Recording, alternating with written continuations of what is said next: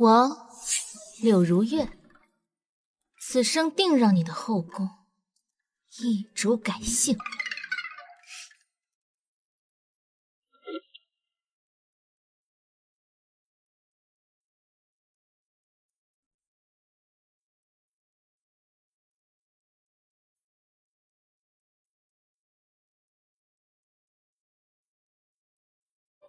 小姐，奴婢都调查过了，这后宫里面啊，有2座大山压着呢。你是说叶贵妃和徐皇后？你早有准备。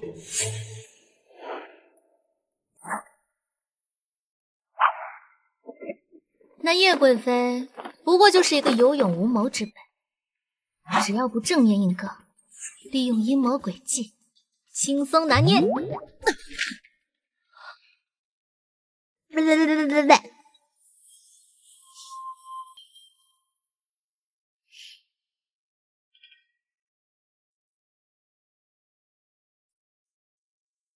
36计可曾听过？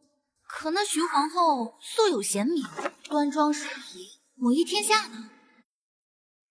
那我便假意投诚，取她信任，然后再出其不意，一击即中。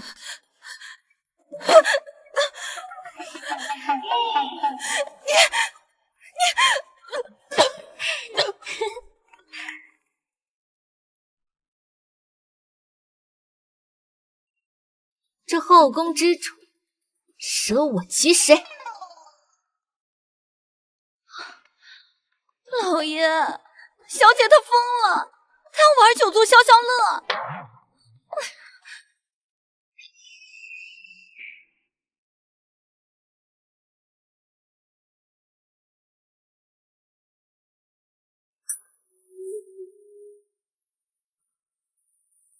嫔妾拜见皇上，参见皇后娘娘、贵妃娘娘。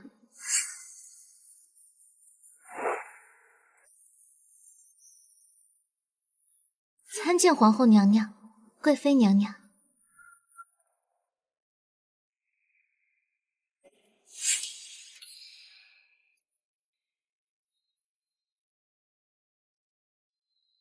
柳才人可是朕千挑万选，最终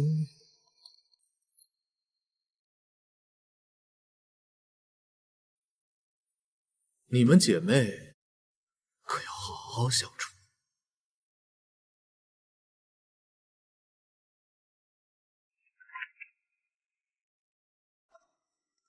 老狐狸，分明是要我们相争，他好做壁上观，瞧这一出好戏。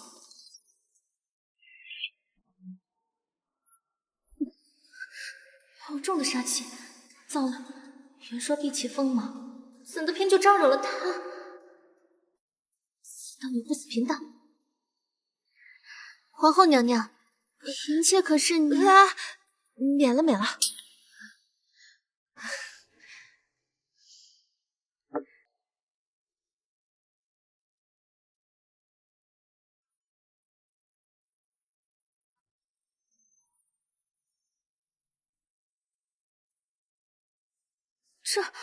这却是为何？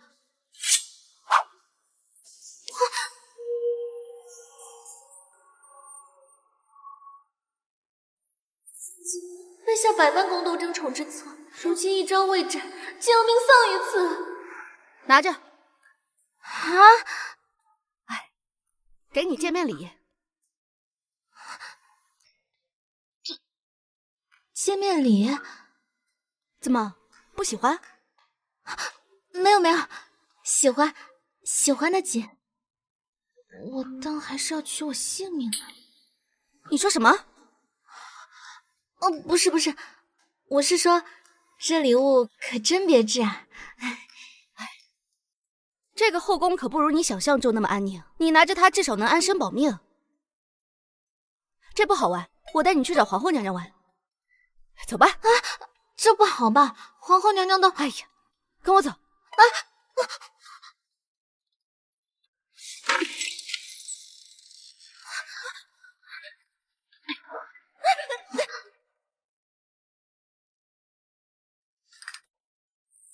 皇后娘娘别躲了，我们还有流程没走呢。贵妃姐姐，这样不妥吧？哎呀，皇后只是不爱见生人罢了。她教了我一个词，叫做什么来着？社恐。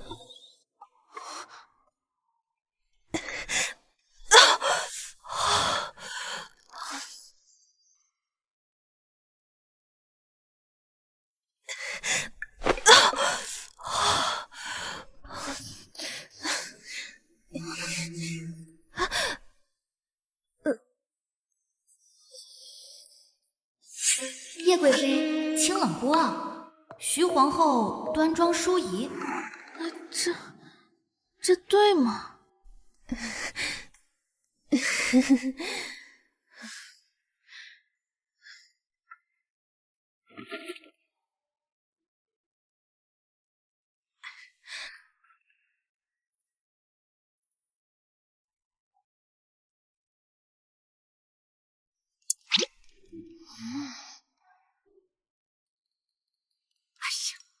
我帮你问。How are you？ 好友，这是什么？难道又是某种暗号？好友，唉，完了，不是老乡。振作一点，咱们是来谈正事的。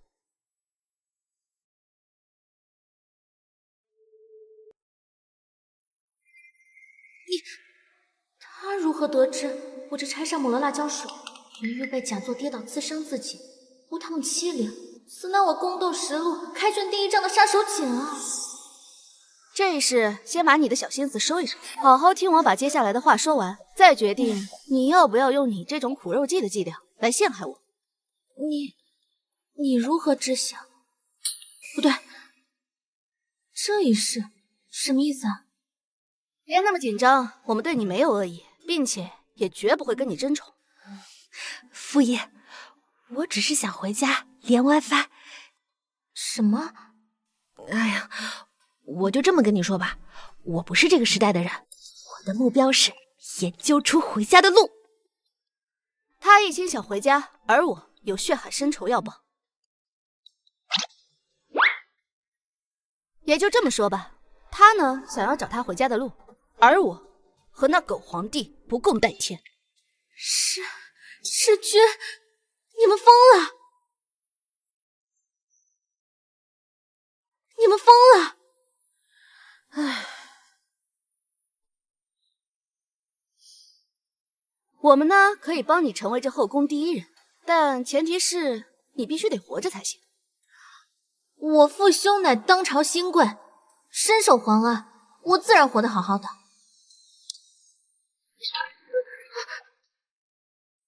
深谋皇恩，那可是催命符。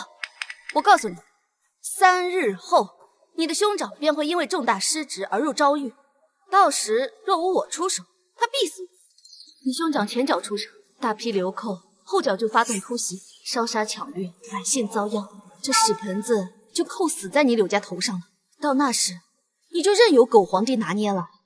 不过3日后，你信不信我所说的，想不想活命，那选择权在你。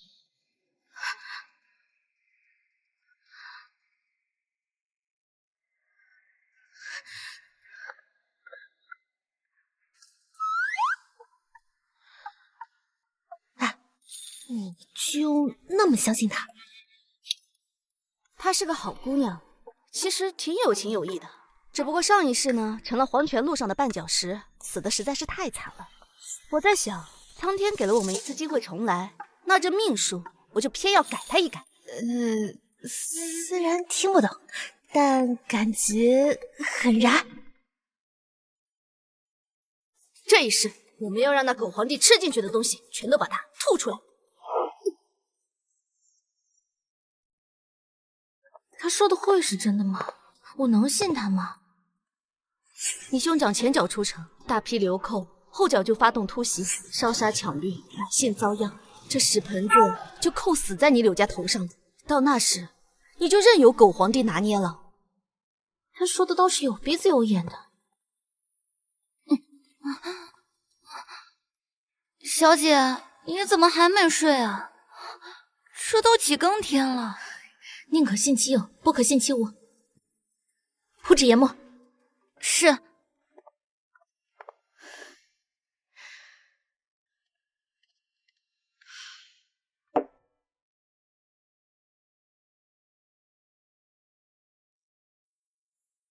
爹爹，你这回可千万要信女儿一回。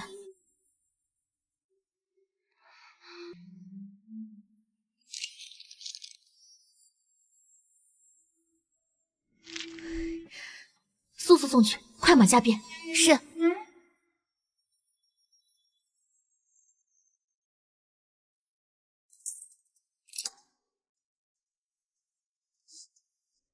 这个就是我们那个时代的科技与狠活，比你们那些加了什么千粉猪油膏的不知道强多少倍。你上次送我那瓶啊，我足足用了半个月呢。你看我的脸是不是比我年轻的时候还要嫩白不少啊？那是自然啊！你要是再用上1个月，保证还你天然好气色。这么好的产品放在市场上肯定是千金难求，有了银票就能招兵买马，不对，积攒势力对付了狗皇帝。可是咱们出不了宫啊，怎么办？你忘了我叶家世代经商，只要是产品好，一夜之间铺满整个京城都没问题。哎，那就这样，咱们2个呢，一个负责技术，一个负责渠道。那这定价算账的事儿交给谁？柳如月。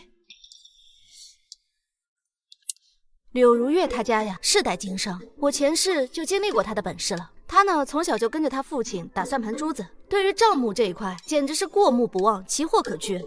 而且呢，他最懂饥饿营销了。放眼望去，整个后宫在经营算计这块，没人是他的对手。可是咱们跟他不熟，他能答应吗？哎呀，放心，柳如月是个聪明人，他会答应的。皇上口谕，宣皇后娘娘、贵妃娘娘6才人觐见。真是晦气，总在这种时候来，烦死了。走吧。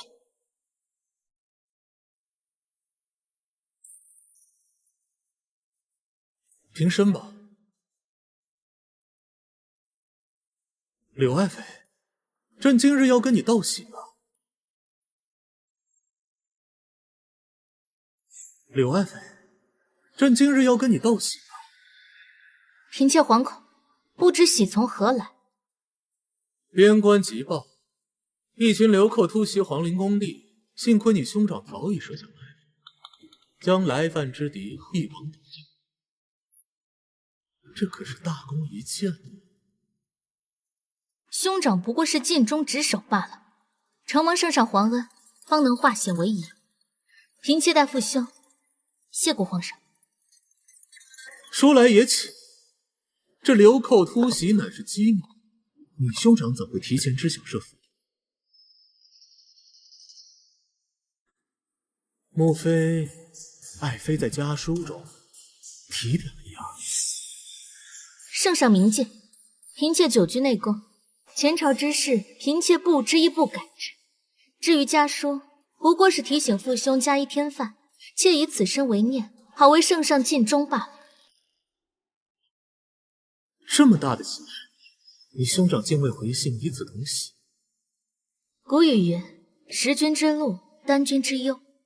父兄身为臣子，为君分忧乃是本分。若一点微末功劳便向内宫炫耀，岂非乱了纲纪？好一招利嘴！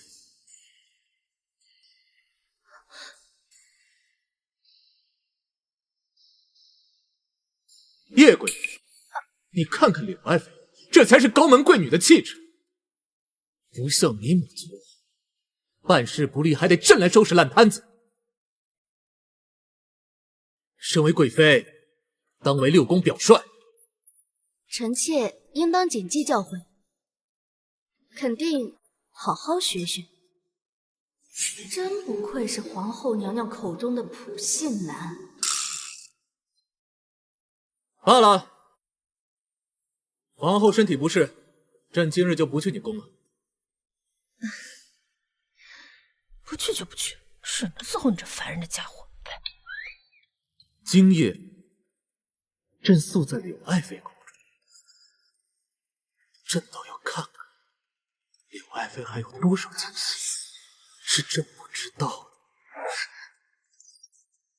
嫔妾遵旨。他又想干什么？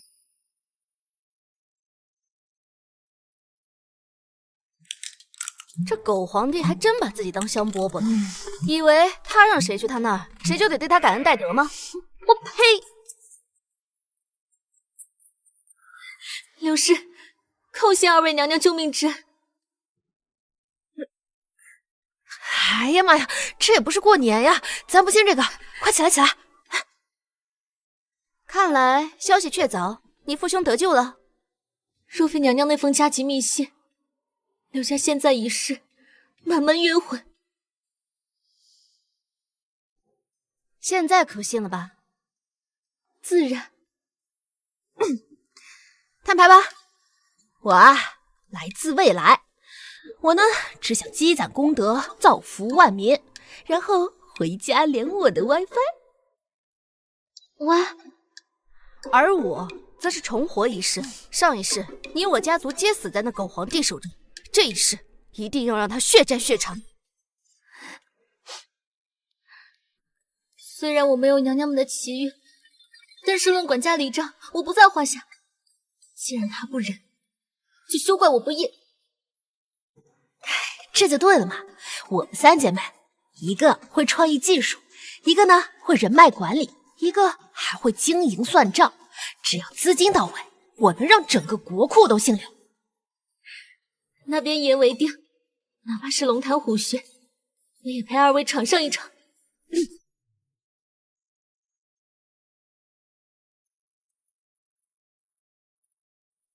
哟，那不是柳贵人吗？怎么几日不见，这皮肤嫩的能掐出水来？是啊，以前怎么没发现她这么白？就是，嫔妾见过贵妃娘娘，愿娘娘长乐未央。如月妹妹，你试试这个，这是皇后姐姐新调的嫩白水乳，你看我这里用了半个月，是不是比以前嫩白了不少？确实不一样了。姐姐，这么好的东西自己用岂不可惜？两位姐姐就没想过把它卖出去？果然是难不住你。其实啊，这东西是好东西，只不过我俩正愁着呢，这怎么卖？去哪卖？卖多少钱？我们还一头雾水呢。要不你帮我们出出主意？奇货可居，必然一本万利。只是酒香也怕巷子深，要想让它在宫墙里乃至整个京城贵妇圈都瞬间名扬，光靠这死物可不行。啊，那怎么办？打广告？非也，世人皆逐流，贵人多好度。要想让这嫩白水乳价值连城，得先让它成为祸水。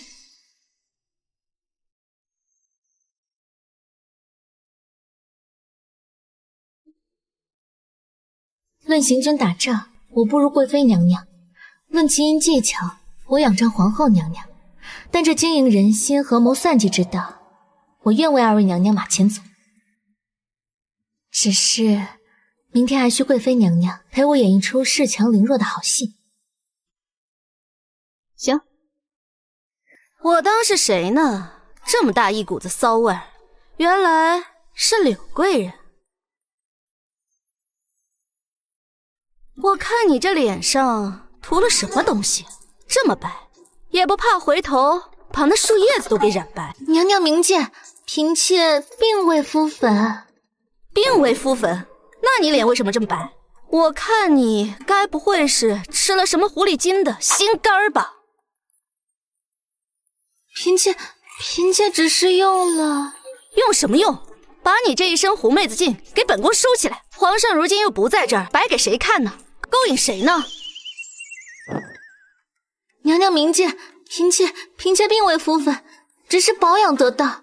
保养得当？我看你是用了什么妖术吧！来人，给本宫把柳贵妃带下去，把她的脸洗干净。且慢，娘娘若是不信，嫔妾愿自证清白。此乃嫔妾祖传秘方，嫔妾之所以冰肌玉骨，全靠此物。今日特意献与娘娘赔罪。就这破烂玩意儿？此乃柳家家传之物，居大地之灵气，凝万物之精髓。嫔妾自有一次洗面，方得此身冰肌玉骨。今日献与娘娘，还望娘娘恕罪。妹妹，这东西看着也就那样，不如让柳贵人自己用着吧，免得用坏了你身体。哎，我就不，本宫偏要用。来人，伺候本宫净手。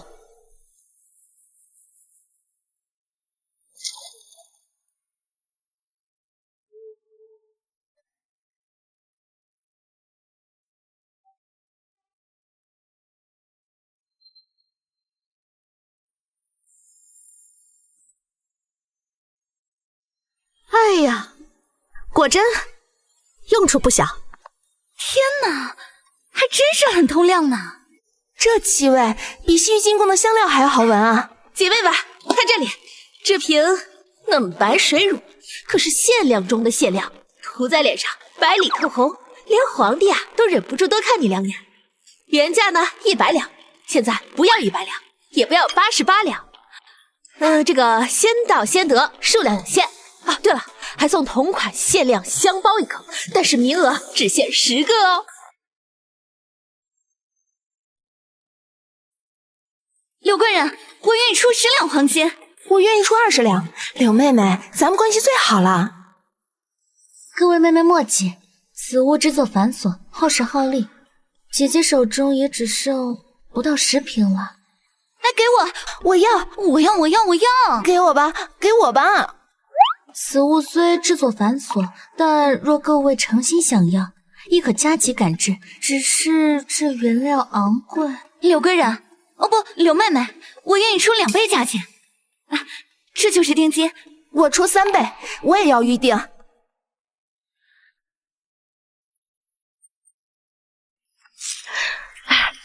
这就是直播带货和饥饿营销的魔力吗？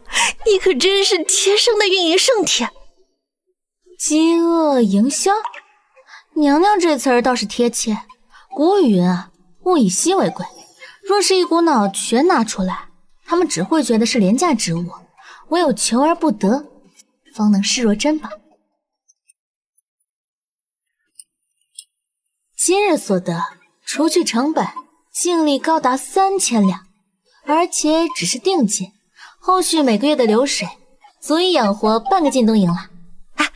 不仅如此，咱们还要搞 VIP 会员，哦不对，叫贵宾玉牌。就是说谁充的钱够多，谁就能优先获得嫩白水乳。不仅如此，我还会将这些贵人按品阶、财位分门别类，每季推出限定款，只供高位嫔妃，引得低位嫔妃争先效仿，这就叫上行下效。怎么还没开门？还没开门吗？听说宫里的娘娘都用这个，用了之后皮肤能掐出水来，白里透红来。是啊，听说柳才人就是用的这个，才让皇上迷得神魂颠倒的。各位夫人小姐，今日贵妃同款嫩白水乳限量100瓶，先到先得，概不赊账。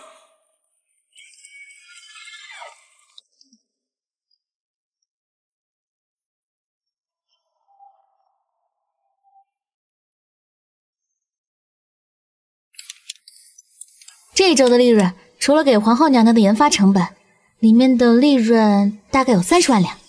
这么多啊！那要是按照这个速度，不出1个月，我就能建起第一座实验室了。除了你实验室的成本之外，剩下的利我要拿走70%。干嘛？70%？你要买下整个京城啊？那些平常被狗皇帝踩在脚下的那些庶子，还有那些不得志的武将，不都得用这些银子来喂饱吗？姐姐是要练兵吗？这是诛九族的大罪。这账目若是直愣愣的走出去，莫说那些老狐狸，就连内务府的太监也能瞧出来。那咋办？咱不干了。开弓没有回头箭。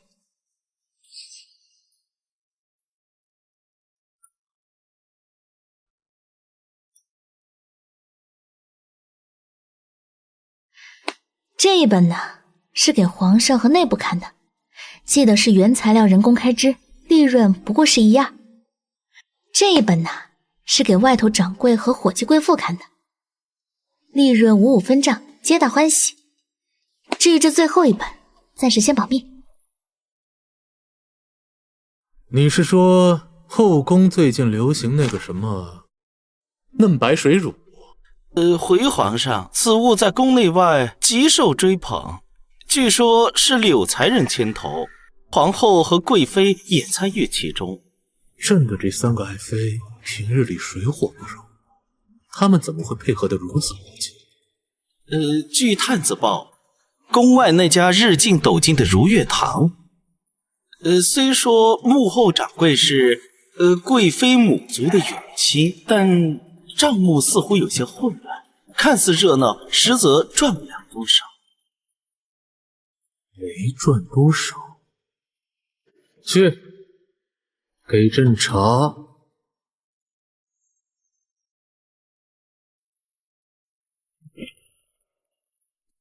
翠儿，在找什么？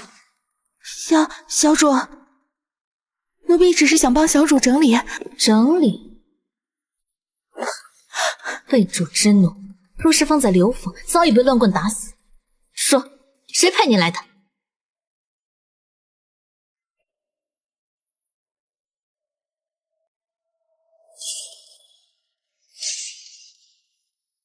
？1个月几两碎银，你跟我玩什么命？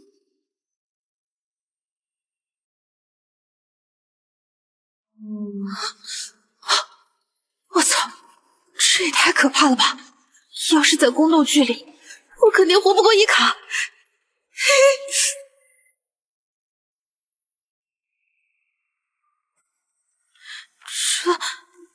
这可太可怕了！昨天那个小太监还帮我采集花瓣，今天就没了。怕什么呀？现在停手，就是此地无银300两。他们不是爱查吗？那我就让他们查个够。等明天，我就亲手把他们都给宰。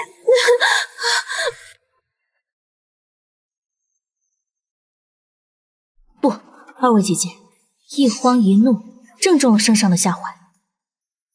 圣上多疑，他真正忌惮的不是我们赚钱，而是这钱花在了哪里。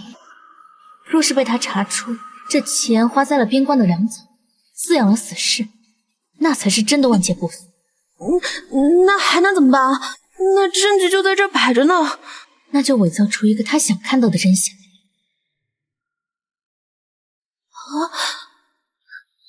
圣上不怕后宫嫔妃贪财，因为贪财的人皆有所求，有所求就会被拿捏，所以皇上真正忌惮的是后宫嫔妃有谋略、有手段。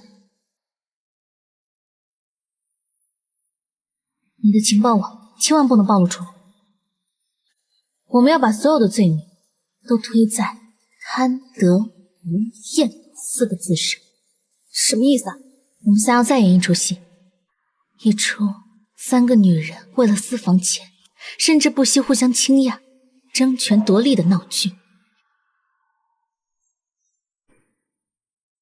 柳如月，你别不识抬举，那铺子是我开的，你凭什么查账？就凭是我出的主意，你那个远房表亲都要把库房搬空了，你还护犊子？皇上，你要替臣妾做主啊！臣妾本想做点小生意，好替皇上分忧。如今国库空虚，边关军饷吃紧，臣妾也想尽一份绵薄之力，可谁知道那贵妃姐姐也太欺负人了。哦，爱妃这是分赃不均？什么分赃不均？是贵妃那表亲硬生生偷了30%的利，臣妾日夜作战，头发都掉了好些，没想到竟是替他人做了嫁衣。给我。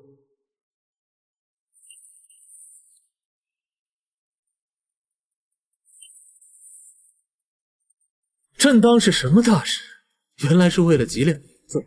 这哪里是银子，这是臣妾的尊严。皇上，你把铺子封了吧，臣妾不干了。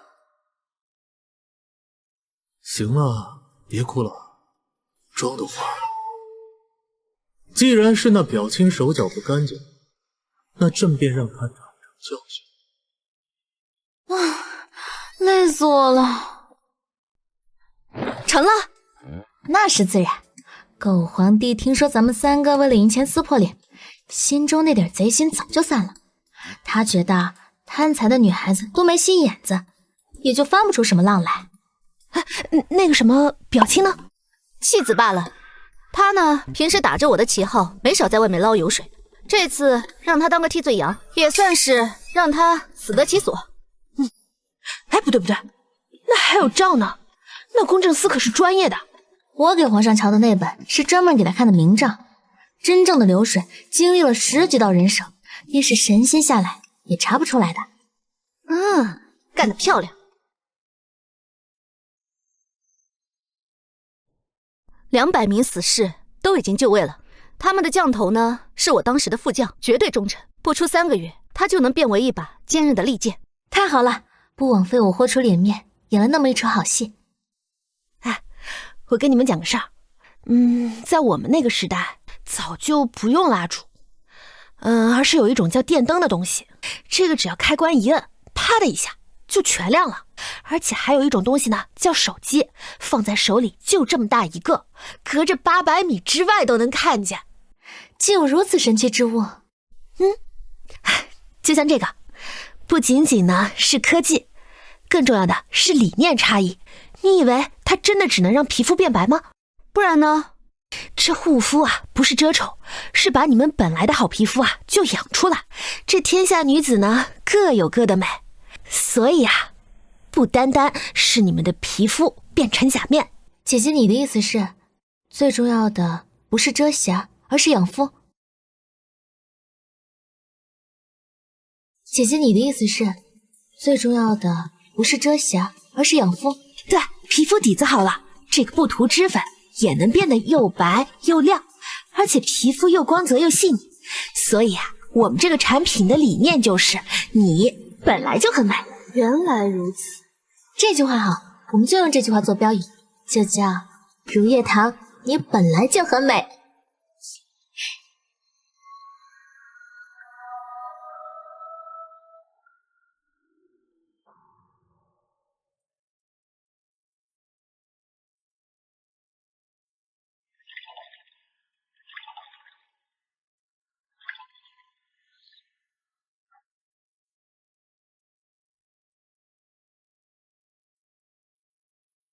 上一世，恐怕我这个时候还在冷宫里啃发霉的馒头呢。这一世，有你们陪我，真好。干杯！干杯！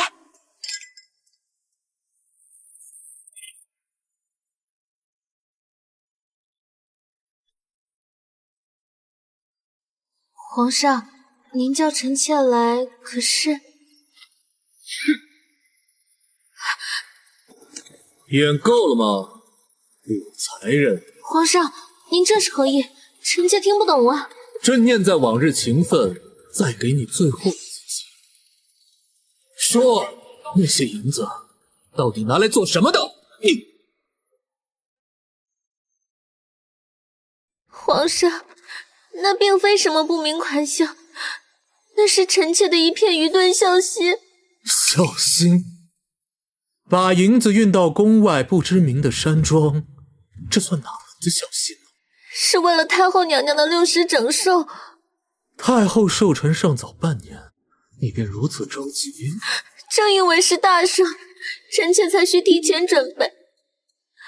那山庄只是一处隐秘的宫房，里面住着几位手艺绝顶但性格古怪的匠人，臣妾也是托了父兄的关系才寻得他们的。这是臣妾拟定的礼册，臣妾只是想给太后一个惊喜。我太一向。既是筹备寿礼，账目为何如此混乱？圣上明鉴，臣妾久居深宫，并不懂得那些商贾市侩的弯弯绕绕。那些宫外的商人只认银子不认人，臣妾也只是这事儿传到宫里，引得各宫娘娘攀比之心，所以这才找了宫外的中间人代为理账。只是臣妾还不曾细细查对那些账目，想必是那中间人弄混了。皇上，臣妾这就派人去查。若是那中间人真的贪污了臣妾的孝敬钱，臣妾定不饶他。这套措辞，早在10日前，我们便排练过无数次。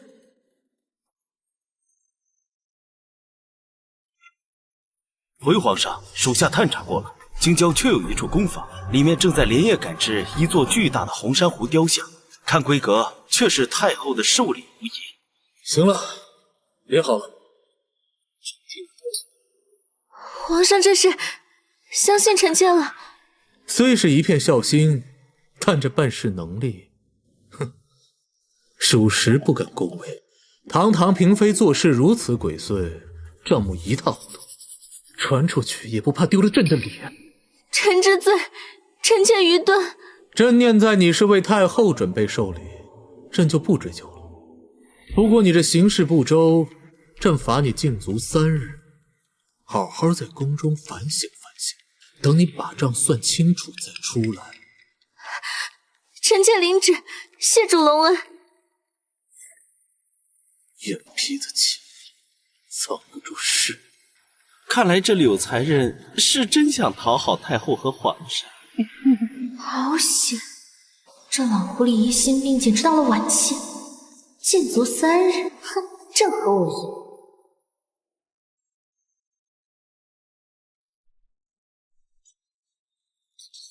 好你个柳如月，你就是个没良心的东西！那可是我攒了一辈子的提己钱，你说挪用就挪用。姐姐是要逼死嫔妾吗？那是为了太后的大少，是咱们的脸面呀！脸面？我看你就是想私吞吧。姐姐非要这么说，那嫔妾也无可奈何。这生意不做也罢。好，这个是古董，那旁边那个不做就不做。我告诉你，我今天就不给你这个面子了。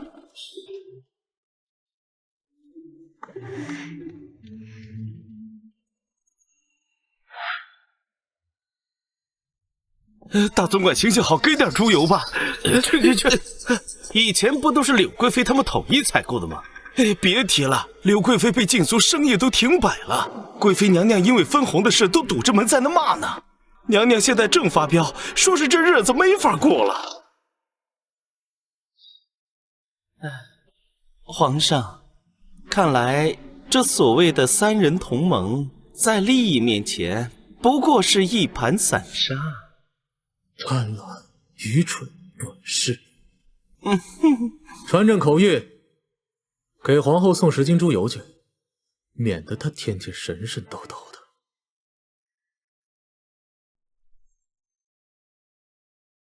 罪妾柳氏叩见皇上。想明白了？罪妾在宫中闭门思过，日夜惶恐。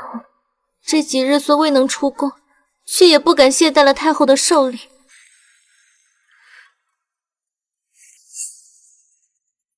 因罪妾办事不力，这雕件进度慢了些。那外头的工匠没了银钱的周转，也有些许懈怠。罪妾实在有负圣恩。那叶贵妃这几日闹得倒是不像话。你既然出来，便去把那烂摊子收拾收拾。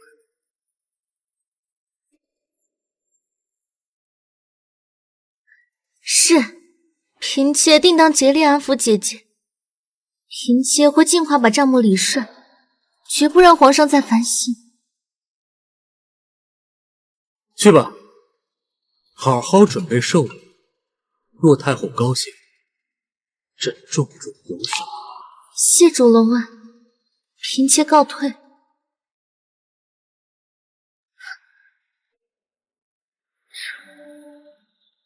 看来这出戏真是成功了。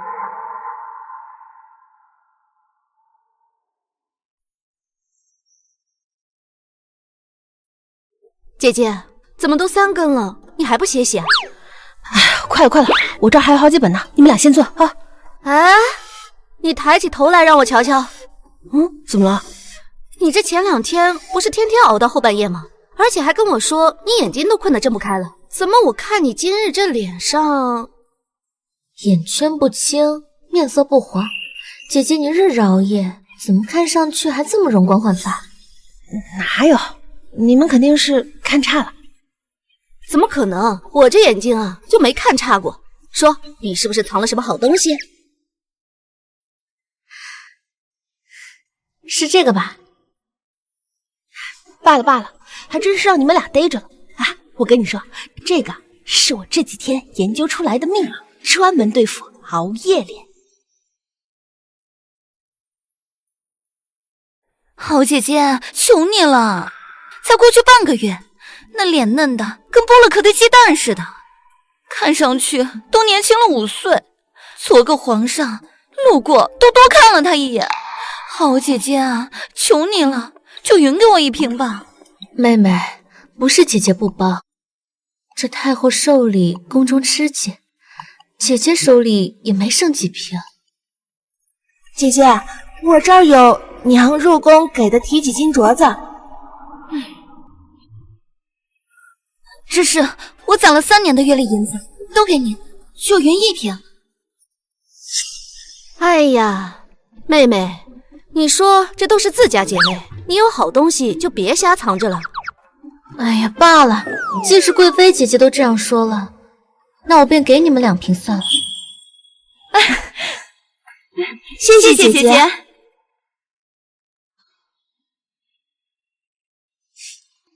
这后宫的银子，姐姐总是有的。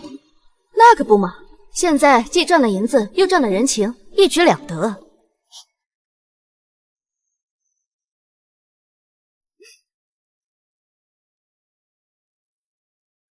今日这御花园怎么香得跟脂粉铺子似的？皇上，那是后宫的嫔妃们新得的玩意儿，说是能让肌肤如雪，后宫都传遍了。说是柳贵人为了太后的寿礼，筹措资金特意研制的。哦，柳才人真是好手段，都快把朕的后宫变成胭脂铺。怎么，你们赚多？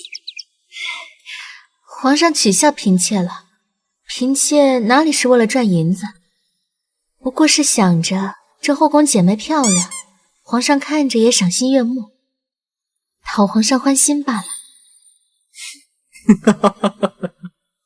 好一张巧嘴！是为了讨朕欢心，还是为了填满自己的小金库？朕就不追究了。只要别把这皇宫拆了就行，朕就随你折腾。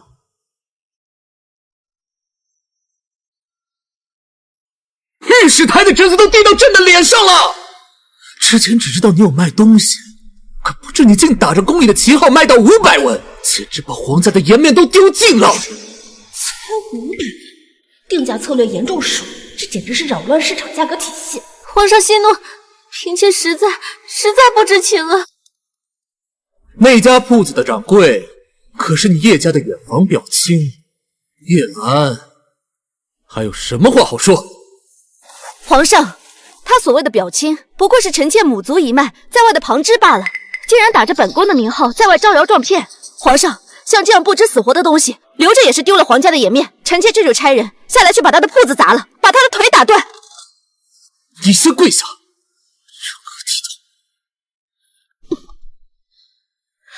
皇上，这事儿怪我，这些东西本来是臣妾在实验室搞的一些小发明，不，是在厨房搞的一些小发明，是想送给宫里人作为赏赐的小礼物。谁都不知道被哪个表亲偷了配方，这是严重的侵权行为。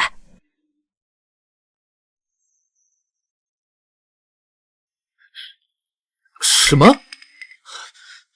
皇后，你这又在说什么疯话？圣上明鉴，是嫔妾御下不严，因太后手里资金紧缺，嫔妾曾叫人将宫内的残次品变卖到宫外换银。嫔妾的本意是为太后尽孝，没曾想被那贪婪的小人钻了空子，借机敛财。千错万错，都是嫔妾虽懂算学却不懂人心的错，求皇上责罚。罢了，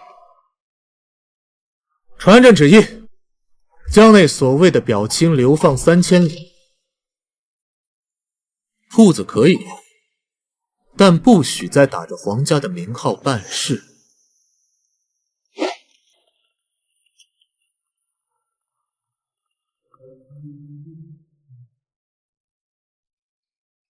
这下好了，借皇上的刀砍了那个只会贪墨回扣的废物掌柜。哎呀，这个就叫借力打力，顺便呢完成了一次代理商大清洗。哎，对了，如月，你那个团队找的怎么样了？都安排好了，是我奶娘的儿子，忠心耿耿且精通商律。这次呀，算那个老皇帝干了件人事儿。哎，那咱们的丝绸之路是不是该启动了？我这可是研究了好几个香水的配方呢。不急，既然皇上都把铺子封了，那我们就得演一出痛定思痛的戏。对外就说呀，皇上体恤民情，不允许后宫奢靡浪费，物以稀为贵吗？这次我们在黑市上的价格肯定能炒出翻10倍。这下突然断供，他们不得急疯了？以为封了家店就能断了我们的财路？哼，我们可是要做垄断巨头的女人。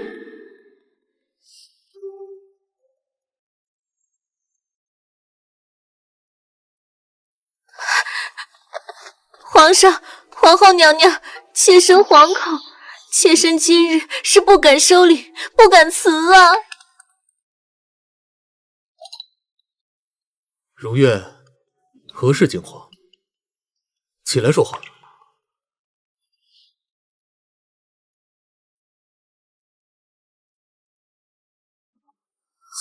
我操，这东西在现代不得值7位数。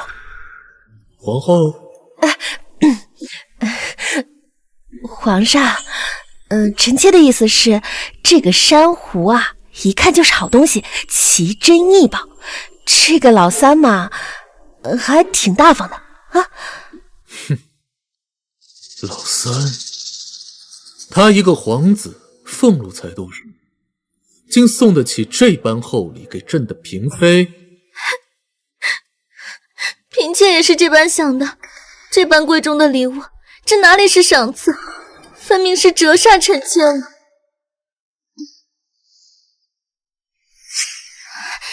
臣妾惶恐，皇后娘娘母仪天下，只有娘娘才能配得上此等宝物，所以今日臣妾特来借花献佛，全当是给娘娘填庄了。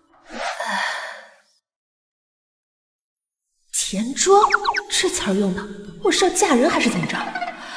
不过白送的字件，我要白不要。呀，那如月妹妹这么有孝心，那本宫就先替你保管着吧。难为你懂事，不以此邀宠，反而知道尊卑进退。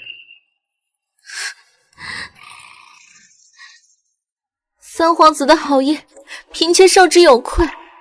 唯有皇上和娘娘安好，才是嫔妾最大的福分。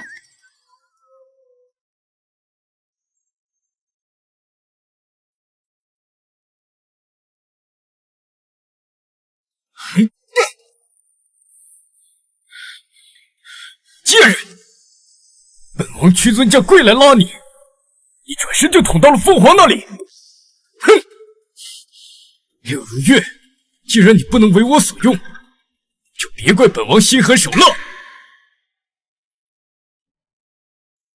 听说三皇子气的在屋里砸了一屋子的古董，想用金银珠宝买我的真心，也不出去打听打听。如今这后宫的生意，谁才是真正的庄家？是啊，既然三皇子如今已经气急败坏了，那我们不妨再趁机加把火。怎么加？我听说三皇子与五皇子素来不睦，若是让五皇子知道这三皇子私库充盈，试图插手后宫，还想架空陛下的话，那可就有趣了。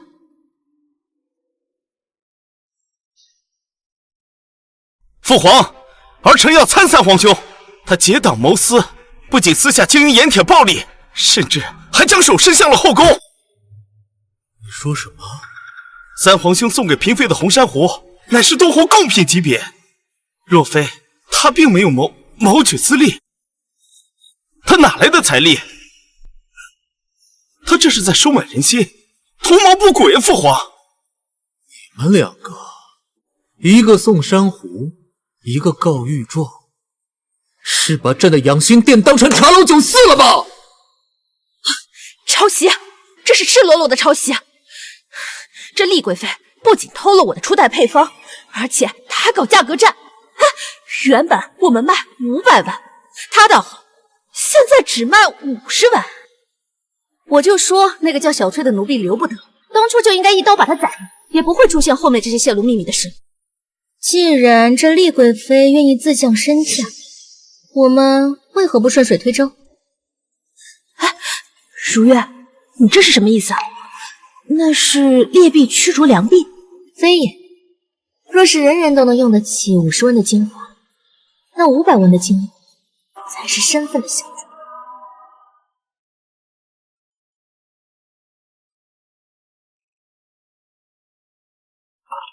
这个加进精华里，记住，只加一半，另一半留着。这丽妃娘娘可真是个活菩萨，这精华跟皇后那儿的一模一样，才卖了50文。我的脸，怎么起皮了？哎呀，骗人！给我的脸！给我的脸！骗子！看我的脸！大骗子！给我的脸！大骗子！大骗子！皇上，臣妾冤枉啊！那配方明明是什么？明明是你偷来的。你自己吃的东西，把自己用成了这副枯树皮的模样，还要拿去祸害别人。皇上，臣妾够了！传朕旨意，丽妃扰乱宫闱，禁足3月，无诏不得出。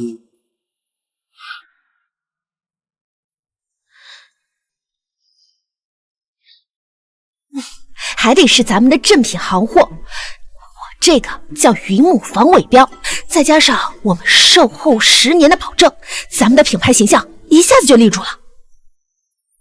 哎，你们听，丽妃那宫里的动静，就好像过年在放炮仗一样。商场如战场，他既以此为矛攻我，我便以此为盾，折了他的毛，也让他自己咽下这苦果。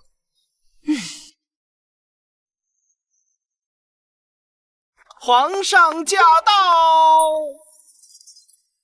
我操，突击检查吗？这个皇帝怎么不按套路出牌啊？慌什么？小唐，你快把银票装乱个。是，皇后娘娘，您快装作，您在发呆。哎呀，行了行了，我出去拦着他，你们俩手脚麻利些，不然咱们都得去圣贤寺斗地主。快去快去！臣妾参见皇上。爱妃怎会在此？朕听说皇后在鼓捣些稀奇古怪的东西，特来看看。哎呦，皇上可不巧了，这皇后娘娘啊，听说御花园的位子开了，兴致很高，特意带人去赏花了。臣妾已在这等着她回来呢。赏花？朕怎么没在御花园遇见你？那肯定是因为皇上只心系江山社稷，眼里看不到那些花花草草。要不臣妾陪您去御花园寻寻？这3个米扔到床底下。好。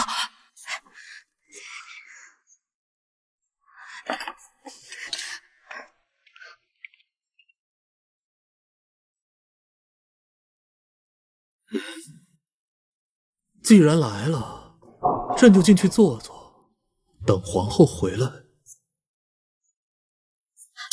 皇上，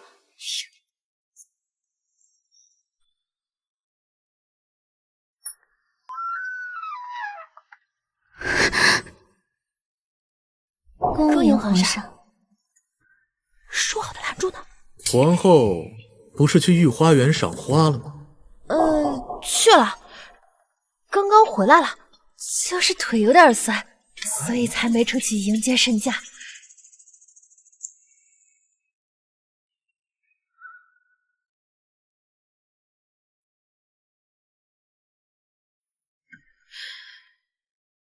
这就是嫩白水乳。这就是娘娘近日随手掏弄的小玩意儿。娘娘心善，想着与其在宫中度日如年，不如做些小物件，也好赏赐下人。对，味道倒是不错。那皇上喜欢，我可以包一瓶送给你。不必了，皇后有此雅兴甚好，总比在后宫勾心斗角强。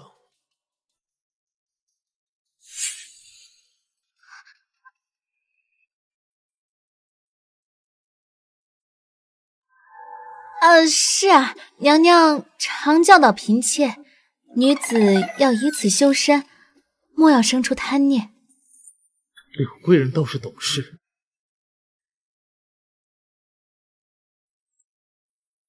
既是闲暇之作，便不要累着了。恭送皇上。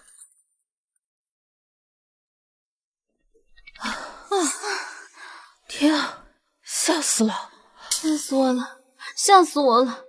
我刚刚连逃亡路上的盘缠放在哪只鞋底都想好了。多亏了贵妃娘娘刚刚及时帮我们拖住了皇上，不然这满屋的罪证可没法插翅难飞啊。对于本宫来说，这都是小事儿。只不过皇上他生性多疑，我呢最多只是拦他一会儿，而且我越拦他，他越想进来。行了，这叫大难不死，必有后福。给你们看个东西。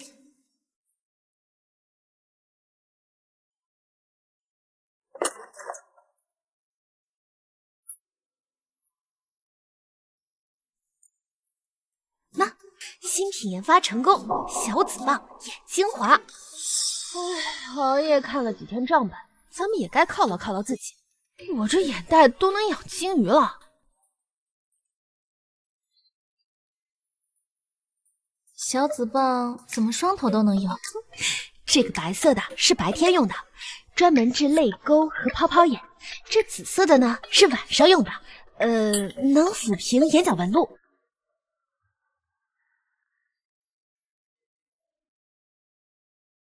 咱们每天在这宫中斗智斗勇，金贵的东西反倒自己留着用了。哎，那我也来一罐。这2天我早上起床肿得跟猪头似的。你那是喝酒喝的吧？你说什么废话？这晚上不喝点酒能睡得着觉吗？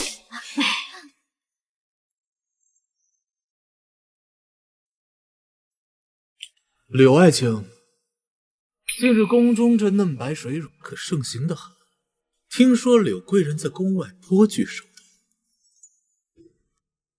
这小小的水乳液，怕是给你们柳家增添不少镜像了。皇上明鉴，小女在家时便娇生惯养，除了抚琴绣花，哪懂什么经营之道。柳家世代忠良，绝不敢借皇恩谋取半分私利。爱卿何必如此惊慌呢？朕不过是推荐你。柳贵人聪慧，那是朕的福气。既是玩闹，朕便不会随意计较。传朕旨意，赏柳家黄金100两，玉如意1对，以彰柳家戍边之功。是，老臣谢主隆恩。父亲，若非入宫前那份家书，今日柳家怕是……父亲受惊了，皇上既已赏赐，便是放下了戒心。父亲只管安心回府，宫中之事，女儿自有分寸。好。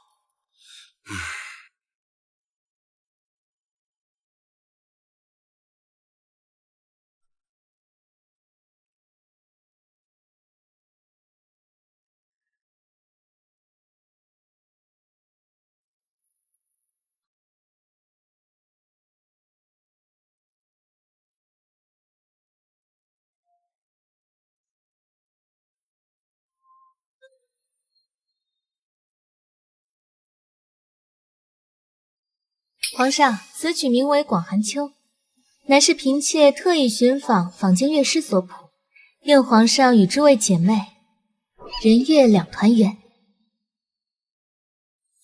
爱妃有心了，这几日你也行。难为皇上分忧，乃是嫔妾之幸。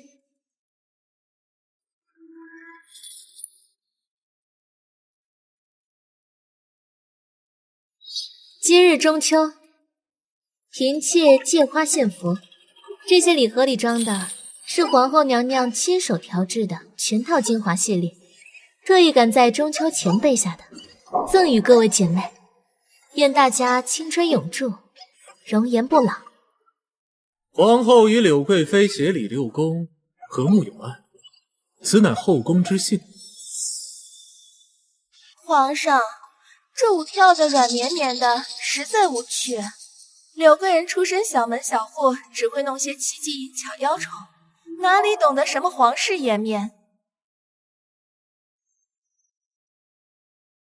哟，这丽妹妹刚从禁足中被放出来，自然是不懂外面的乐趣了。我记得这丽妹妹在在寝宫中呀，经常大展歌喉，想必这舞技也是没落下吧。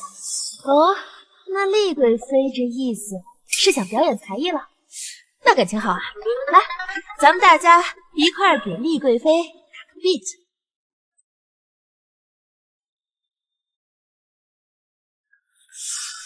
小杂场，也不看看现在是谁的主场。臣妾今日身体不适。既是身体不适，就回宫歇着，别在这里闹戏。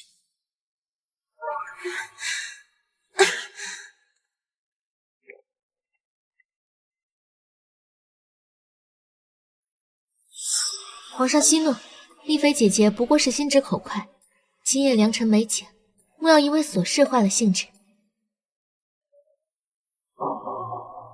还是你懂事。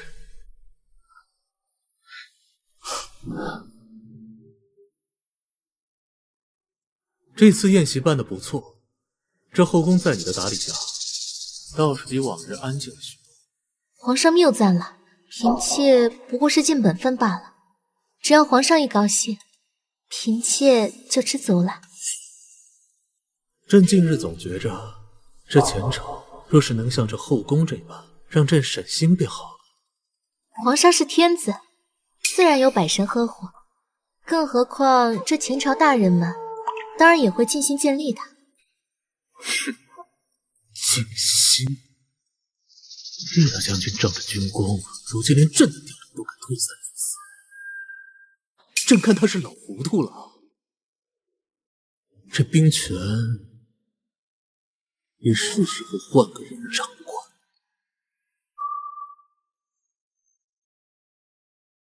可是这叶大将军毕竟是叶姐姐的父亲，正是因为他是贵妃的父亲，这才留他到现在。这江山毕竟是朕的。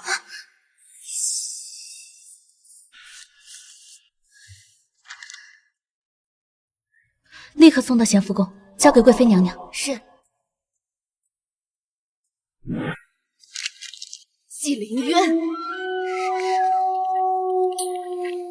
夜深路重，我来迟了。这些是这是这几个月这3款精华在市面上的7成红利，还有我变卖的嫁妆。你疯了！这些可是你安身立命之钱。覆巢之下安有完卵？这些银子拿去给将军招兵买马，与其坐以待毙，不如釜底抽薪。好，既然他不忍，就休怪我不义。稍后我会传信给我父亲，让他假意上演一出负荆请罪的戏码，假意交出部分兵权，麻痹那个皇帝。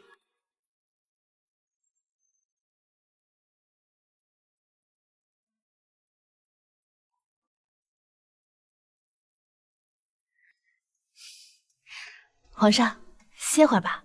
这个是臣妾新熬制的安神补脑茶，趁热喝。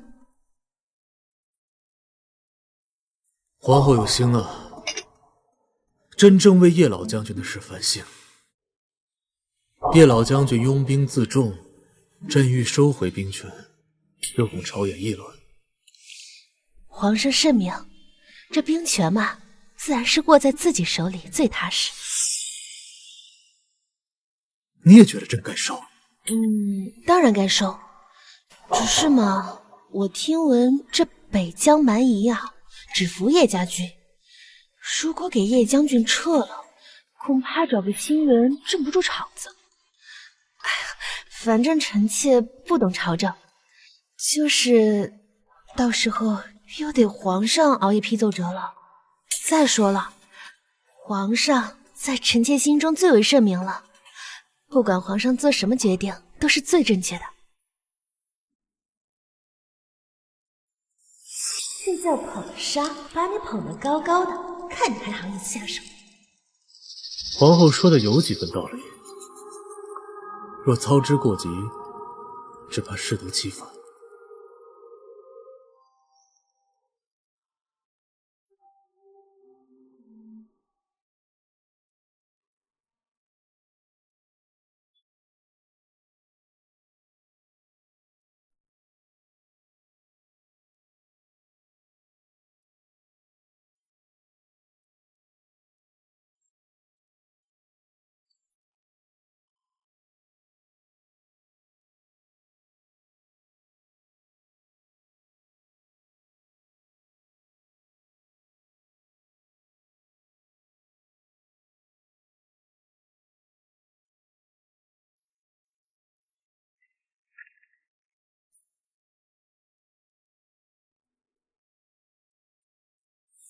皇上驾到！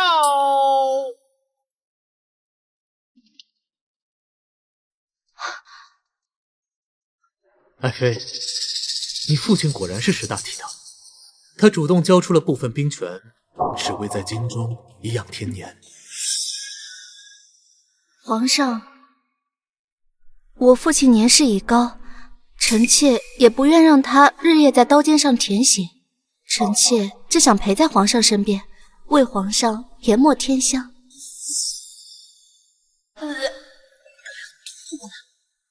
哈哈哈哈哈！爱妃如此深明大义，朕心甚慰。传朕旨意，叶家忠勇可嘉，赏黄金1000两，夜明珠10壶。是。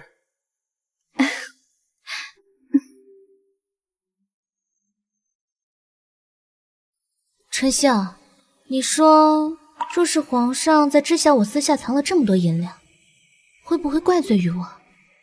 哎呀，娘娘说的哪里话？这些可都是娘娘辛苦经营所得。可是这么多银子，娘娘打算用作何处？前日听闻皇上在围场叹息，说是西域进贡了一只海东青猎鹰，神俊非凡，但却因国库吃紧未能购入。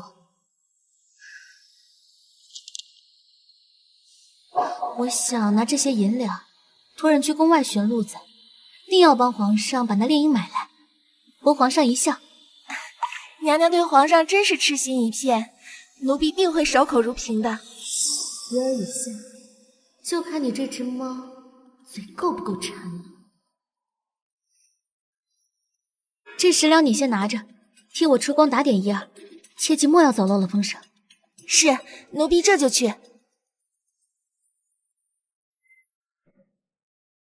你是说，他变卖首饰，甚至动用私房钱，只为了给朕买一只猎鹰？千真万确。这后宫佳丽3000啊，只有这如月不争权不夺利，一心只系在朕的身上。苏培盛，是，把春杏调去浣衣局。另外，找个老实木讷的丫头，送去伺候柳贵人。这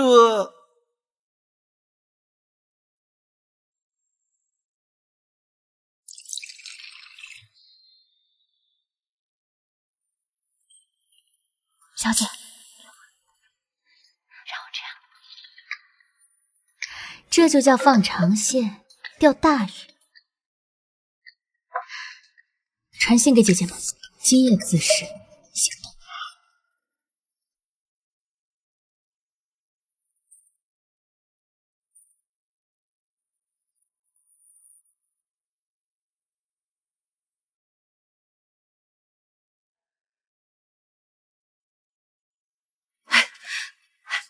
快点，快点，快点！轻拿轻放啊！轻拿轻放！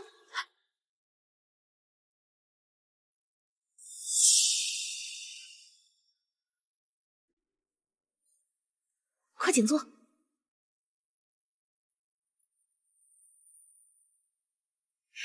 狡兔三窟，宫里的账面啊，只保留了一些碎银子给皇上过目。其实真正的大头都在这儿了。3日后，这笔钱就会变成兵马和粮草，送往我父亲在北疆的旧部手里。那我就坐镇此处，负责统筹全局。咱们的生意呀，不但要做大，还要做得让朝廷离不开，让皇上舍不得杀。为了回家，为了复仇，为了活出个人样。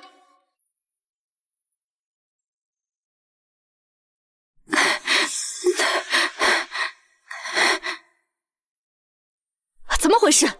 青儿不过入宫给我送些我爱吃的糕点，怎么会中箭呢？回娘娘，二小姐在出宫门时，恰逢五皇子的人马在巷口伏击3皇子，二小姐被误伤。这个蠢货，竟然敢在皇城根下动兵，还伤了我叶家的人。娘娘，二小姐伤及筋骨虽无性命之忧，左手怕是日后再难提起重物。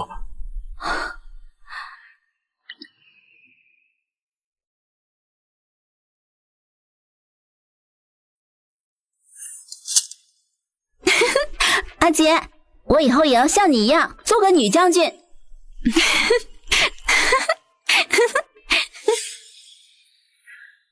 备轿去养心殿，带上那支箭，还有五皇子安危的令牌。是。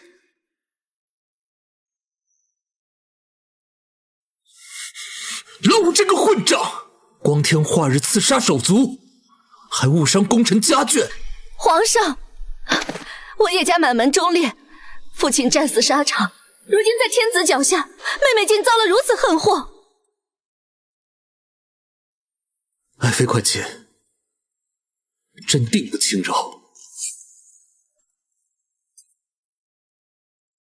父皇息怒，武帝或许只是一时糊涂，但这手足相残之事传出去，确实有损皇家颜面。儿臣愿替父皇分忧，接手武帝手中的户部差事，免得这朝局动荡。分权，这个呀，就是从五皇子被抄家以后流出来的铺子，我那找人低价全都收了。再加上3皇子那边的职位空缺，咱们的人顶上去，正好合适。这几日，我有意无意在各宫嫔妃面前提起几位清流官员的名字。皇帝为了平衡势力，定会重用，而这些人早已暗中受了我们的恩惠。斗吧，斗得两败俱伤，这江山易主时，才能兵不血刃。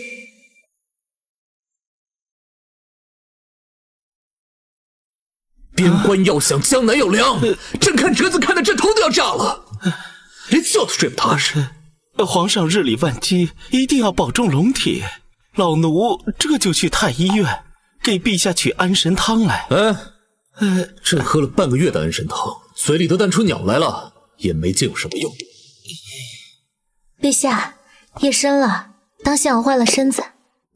坐。皇上，这是皇后娘娘特意为您准备的。皇后有心了，又是什么精致的胭脂水粉？朕一个大男人用不上这些。皇上此言差矣，这后宫嫔妃们用的和您用的可不一样，这是皇后娘娘特意为您调配的。朕倒要看看有什么好东西是专门给朕准备的。就这一瓶。这瓶可和皇后娘娘给其他人的不一样。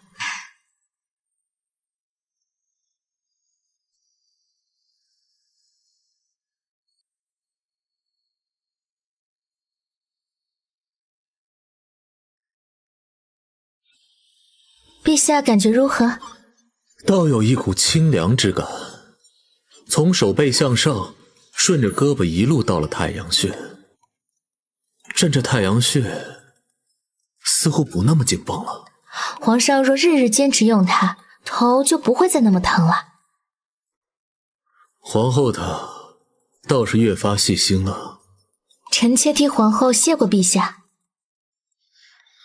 这瓶就留在朕这儿吧，朕批奏折的时候想起来了就用一用。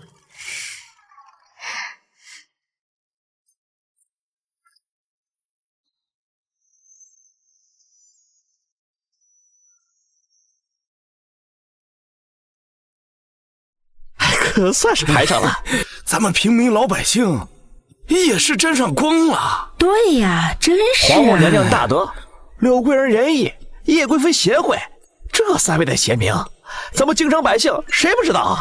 是呀，是真是的。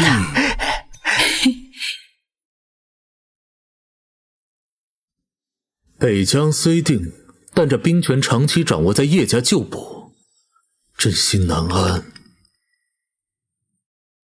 朕打算亲自去边关巡查，以此震慑。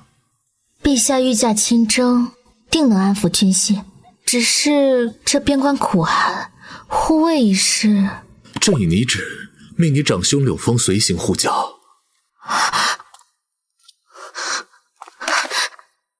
长兄愚钝，恐难当大任。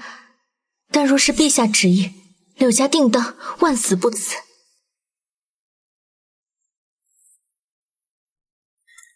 这狗皇帝名为巡查，实则是想借机拿走我父兄的兵权。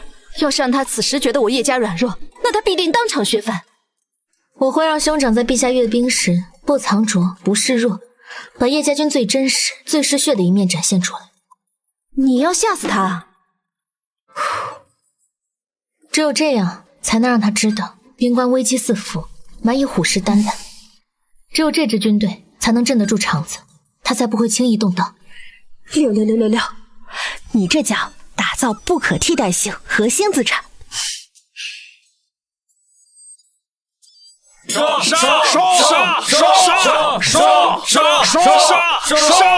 杀！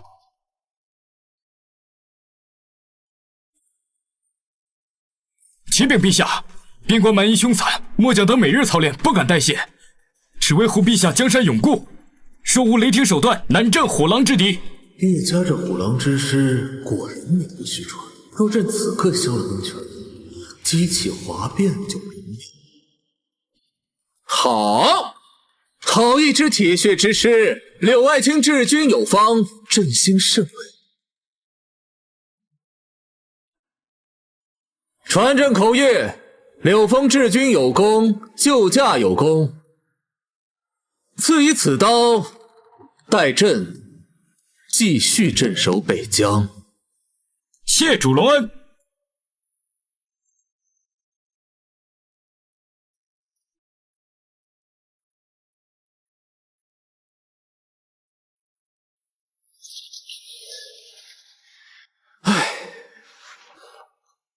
皇后，朕此行才知道边关凶险，还是宫里安稳。皇上辛苦了。如月，你兄长此次陪同护驾有功，朕果然没看错人。既然皇后忙于钻研技艺，这协理6公之权，你便替皇后分担些。妾身资历尚浅，恐难服众，但这既是皇上和姐姐的信任，妾身定当竭力。这燕窝成色不对，采办宫女中饱私囊，拖出去。这笔账也是错的。叶姐姐宫里的炭火谁敢可口？把管事撤了。陛下近日操劳，这翻牌子的事，公公要多费心引导。如今这后宫，上至上宫局，下至洒扫处，3成都换成了咱们的人。以后皇上吃什么，在哪里住哪，都在咱们的掌控之中。nice， 行政权到手，接下来就是全面架空。边关那边也来急报了，皇帝被吓破了胆，拨了整整2倍的军饷。皇上想做这天下的棋手，殊不知他早在咱们的棋盘局之中。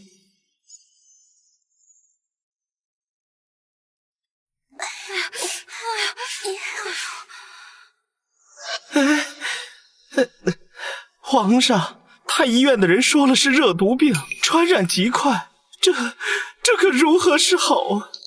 红肿、溃烂、半异味，这是典型的真菌感染加严重的接触性皮炎。皇上别怕，这不是瘟疫。皇后，快离远些！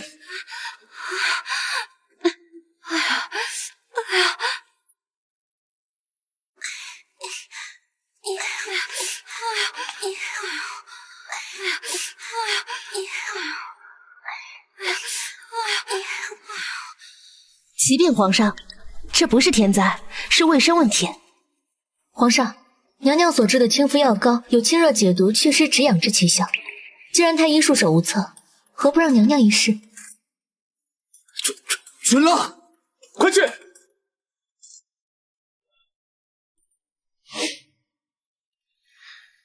给。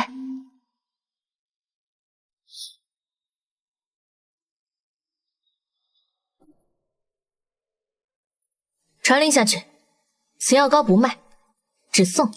在京城东西南北40设点，名为皇恩清敷膏，凭户籍领取。神医呀，这简直是神医在世！听说这是皇后娘娘亲自研制，柳贵人和叶贵妃亲自督办的，这才是真正的母仪天下。你是说，百姓在城郊为皇后等人立了生祠？是，百姓都称她为救苦救难的三娘娘，香火比太庙还旺。放肆！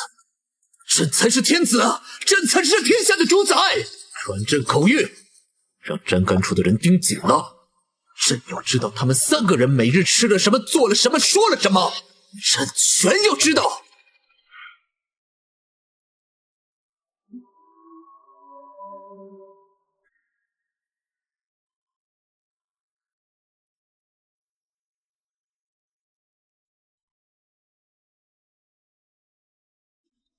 哎，确实跟之前的不一样。你们说，要是那些嫔妃用了这个，会不会更离不开咱们了？皇后娘娘，你送我的礼盒我都用完了，3管齐下，效果确实好。那是自然，清洁护肤呢全到位，我保证那些嫔妃啊抢破头。那咱们岂不是要从3贤妃变成3财神爷了？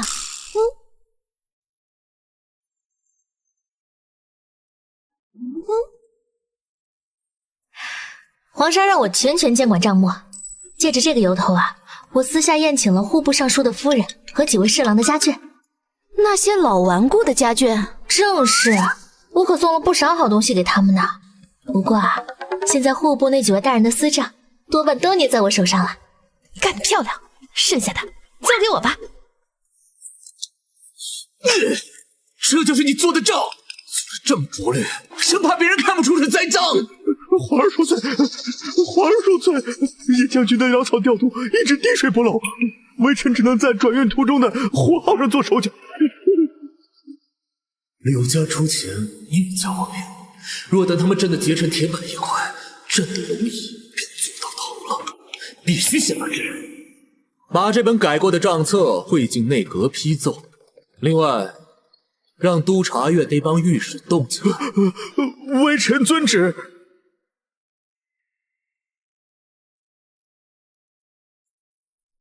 主子，这是户部尚书夫人的贴身嬷嬷刚递出来的消息。飞鸟剑，良弓藏。我本以为他还会再等2年，没想到竟急迫到了这般田地。这个畜生！我父亲在北疆替他守着江山，可他竟然在背后做这种事情！我今日便要去取他的狗命！若此时动手，那贪墨君想欺君罔上的罪名就钉死在叶家和柳家身上了。别冲动，冲动是魔鬼。皇上既要造势，那咱们就避且风云。户部尚书夫人早就把户部的底账拓印了一份交予我，只要咱们真账在手，那假账就是铁证。可这本账册本就是假的，若皇上一口咬定说我们做假账，又当如何？那就做一本这个世上除了我们谁也看不懂更算不了的账。皇上，微臣奉命清查北疆粮草，竟发现柳叶两家互相勾结，柳家依次充好，叶家虚报兵员，参谋军饷高达30万两，此乃动摇国本之大罪啊！皇上，血口喷人！皇上，老夫愿以项上人头担保，柳家绝无贪墨半分。人头？30万两白银，你柳家几颗人头赔得起？皇上，柳贵人跪在殿外，说有要事求见。后宫不得干政，他来凑什么热闹？宣。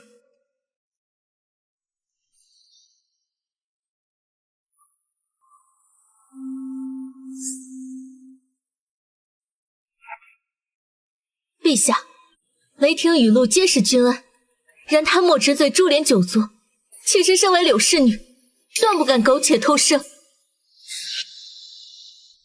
你是来替你父亲求情的？妾身是来领旨的。既然户部算不清这笔账，那就让嫔妾亲自来算。若算出我柳家确实有罪，那臣妾愿亲手奉上3尺白绫；若查出账目有伪，也请陛下还功臣一个清白。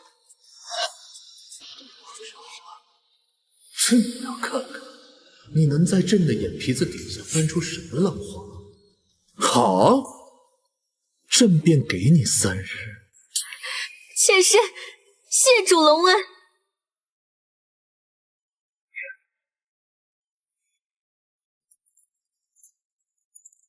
臣妾已将户部赵大人的真账与假账做了比对，这笔火耗出京时是10万担，到了通州却变成6万，这中间折损的4万担被兑换成银票，汇入了昌盛钱庄。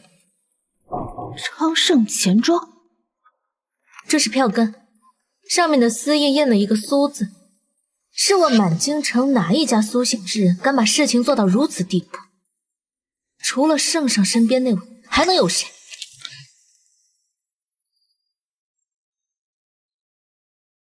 我操！皇上这波操作叫没有中间商赚差价，自己贪污自己的军饷，然后甩锅给你们，然后自己再拿钱培养私兵和影卫，这可真是笔好买卖。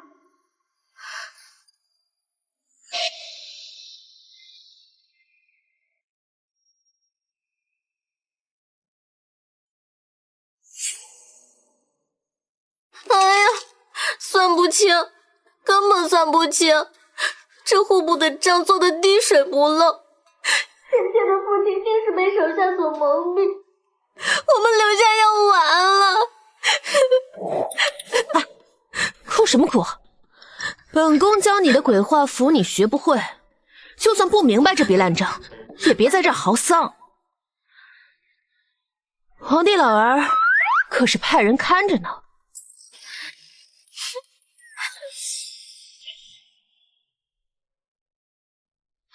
走了。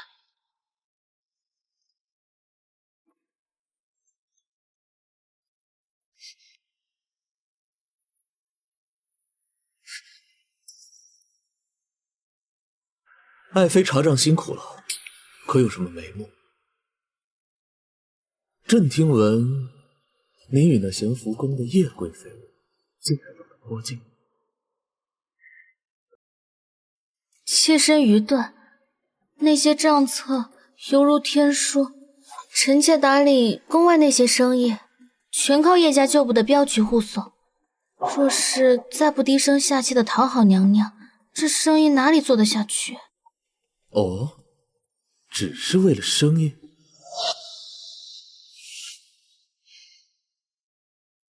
妾身满心满眼唯有陛下，赚来的钱也都悉数入了国库。陛下若是不信，嫔妾这便交出对牌。爱妃言重了。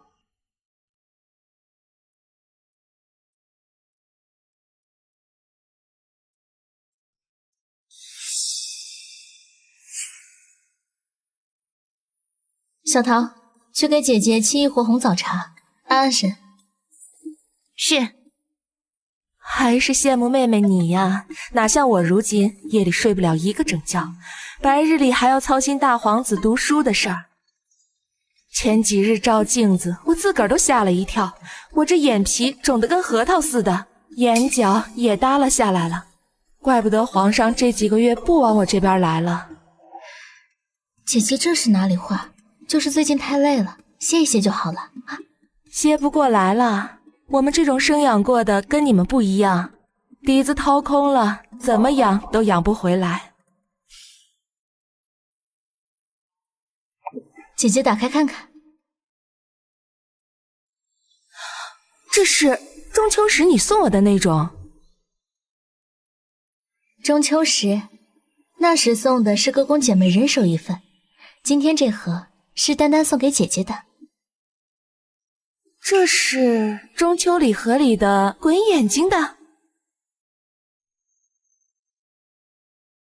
那日姐姐3瓶里面唯独这小紫豹原封不动地放在那，我问姐姐为何不用，姐姐却说也就这样了，用了也白用。我当时的确这么想的。姐姐你看，这东西啊，用起来其实不麻烦的，夜里孩子不闹了，你就把它拿出来在眼睛上滚几圈，一会儿就好了啊。姐姐，你把自己收拾得好，不是为了取悦任何人，而是为了自己站在镜子前的时候心里舒坦。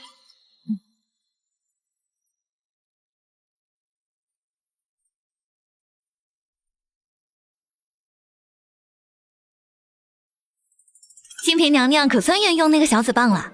上次我进宁宫里啊，就见那个礼盒里面就这1瓶没有打开，我回来还跟娘娘念叨呢。多嘴。罢了罢了，你们主仆俩一唱一和的，我再不用倒显得我不识抬举了。那我便回去了，等我用出效果，我再来谢你。姐姐慢走，改日我去看小皇子。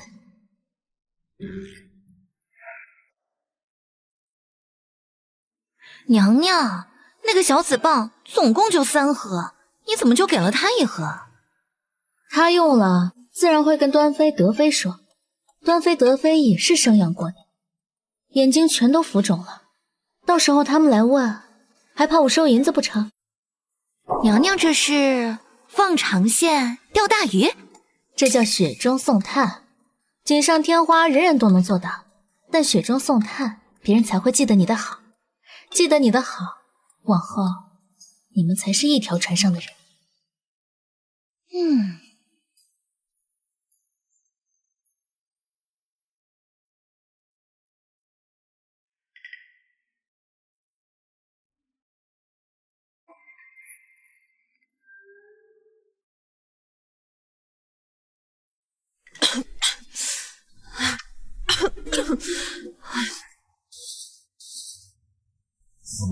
这什么破玩意儿？老娘穿越过来的时候带着包了吗？我操！穿梭指南，我咋才发现？下月15，那不就是下个月吗？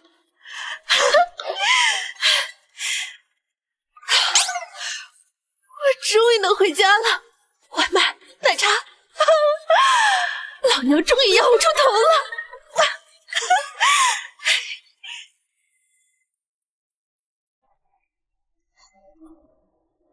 娘娘的意思是，下个月15，您便要凭空消失？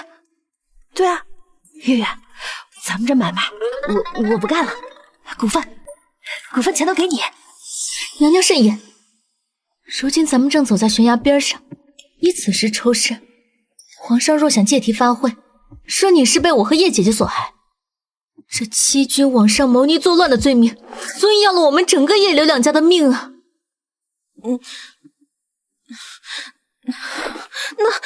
那怎么办嘛？错过这次，我可能这辈子就要老死在这没空调、没手机的鬼地方了。覆水难收，开弓没有回头箭，咱们仨的命早已被绑在一起。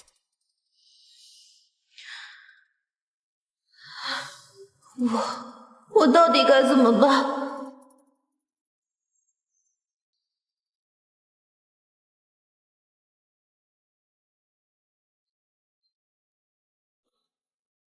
这些就是当年跟着我父亲征战沙场的兄弟们。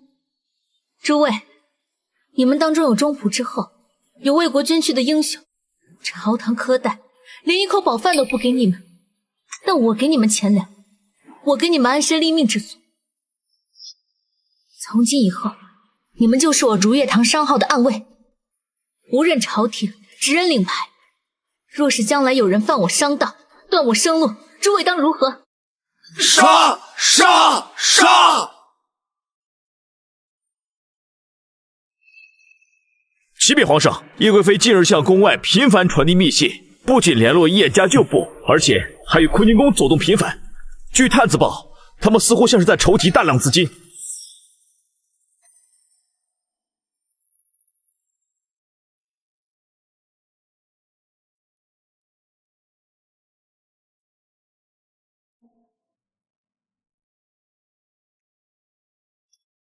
主子，老宅那边传来消息，皇上只在叶家找到了一张无关紧要的偏房族谱。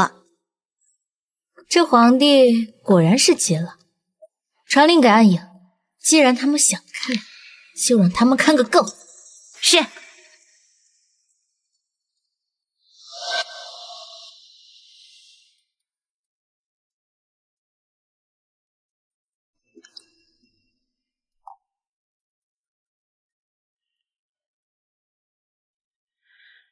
第37版，这个是我觉得我能做出来的最好的东西。我马上就能回家了，终于不用再提心吊胆，不用再看那渣男皇帝的脸色了。老薛，你可真自私。可是我真的好想回家。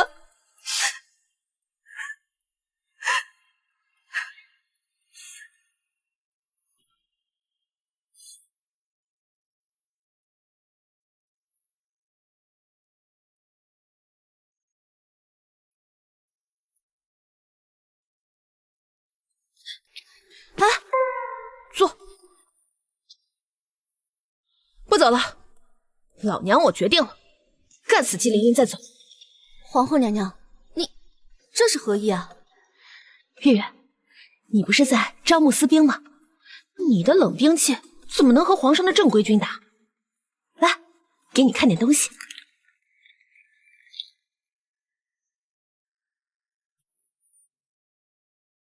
看，从今天开始，我要教你们演练金刚，造连弩。咱们既然要玩，那就玩把大的。我要给皇上的御林军一点现代性的震撼。娘娘此言当真？比你的珍珠还真。我的技术加上你的财力，再加上京城的兵力，我就不相信干死不了那个狗皇帝。皇上，刚才内务府传来情报，叶贵妃母家的老宅近日修缮，匠人在砖缝里翻出一本册子，瞧着像是叶家的族谱，不敢私藏，特呈上来。哦，叶氏的族谱，朕还以为里面藏着见不得人的反噬。说起来，叶贵妃的长兄叶枫就在玉门关镇守，听说军法严苛，连朕的圣旨都要往后摆。皇上明鉴，这个叶将军啊，驻守边关，向来军纪严明，也是为了震慑草莽狼族，替皇上您看好门户嘛。朕知道，朕说着玩呢。滴水不漏，以退为进，果然不简单。皇上这是要动叶家了，我们要早做准备。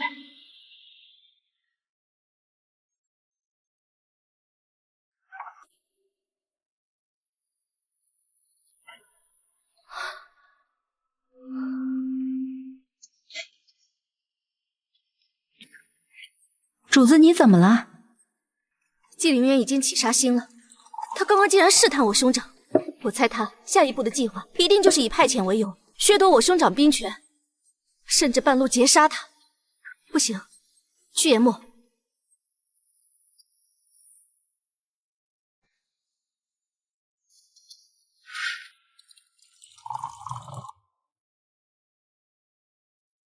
皇后，朕记得你大婚之前最爱吟诵《长恨歌》，今日这春光正好，不如再为朕诵读一段。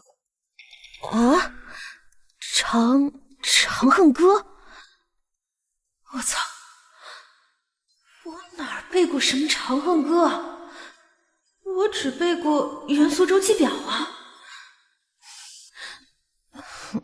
皇上，咱就别天天背那些死人诗歌了。你看，这春光大好，咱们聊点有建设性的话题吧。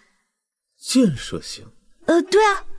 哎呀，皇上，您天天一下朝就跑到臣妾这儿来，后宫姐妹这么多，您怎么也得雨露均沾啊，别天天来臣妾这儿进行职场 PUA 啊。内卷 PUA？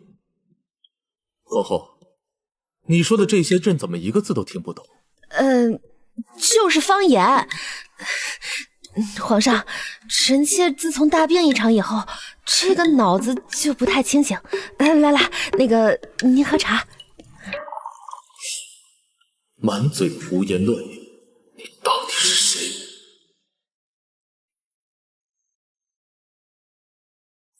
启禀皇上，奴才审了坤宁宫从前伺候的老嬷嬷。嬷嬷说，皇后娘娘从上次落水高烧醒来以后，便像换了个人一样，甚至连先帝的尊号都忘了，还时常对着镜子大喊些什么系统穿越之类的疯话。性情大变，不通旧事，却身怀奇技，借尸还魂。皇上，这是要挟附体啊！皇上。哼，好一个要挟！传朕旨意，派人盯死坤宁宫。朕倒要看看，这妖到底能使出什么妖法。东家神了，真是神了！按您给的法子提纯出来的盐，没有半点苦涩味，西域的商客都抢疯了。还有这茶砖，防潮易放。草原上的鞑子愿付3匹好马换咱们1块茶砖呢。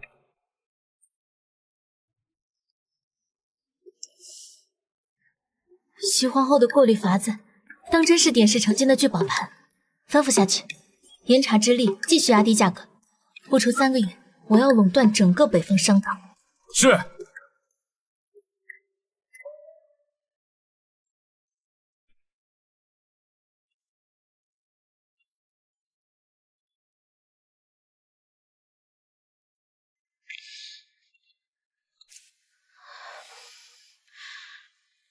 这个纪凌渊绝对是个变态控制狂。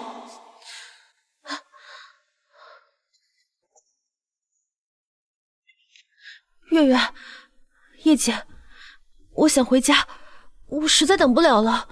下个月15，九星连珠一到，我就从太液池穿回去。娘娘今已萌生去意，妾身断无强留之理。这后宫本就如吃人的樊笼，娘娘若能脱离苦海，妾身为娘娘欢喜。放心吧，15那夜我会让如月堂商号的暗卫埋伏在太液池周围，布下杀阵。到时候一旦有人靠近，我定叫他们有来无回。我亦会安排商号的车马在宫外接应，以此造成你逃出宫外的假象，调虎离山，助你在太液池行事。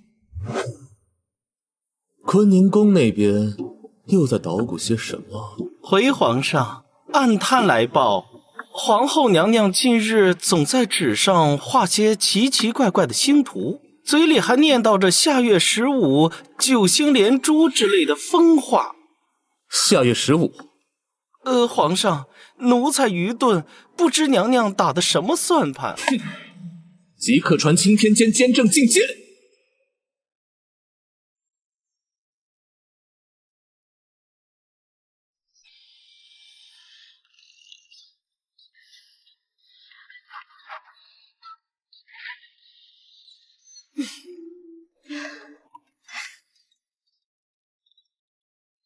同志们，这冷兵器时代已经 out 了。今天我要教你们的叫狙击步枪。看这个，这个啊叫膛线。只要我们用金刚把这个膛线刻画出来，然后用我们特制的底火弹药把它造出来，800米开外，一枪爆头，连那皇帝老儿的龙椅都能给他射穿。800米开外，精准锁定。我要学。启禀皇上，臣夜观天象，反复推演，下月15却有星象异动，那是百年难遇的7星连珠。7星连珠，不是9星连珠？确实只是7星连珠，且此星象主煞法，显于西北，恐于社稷有变呐。7星连珠，好女婿，难不成用你所想？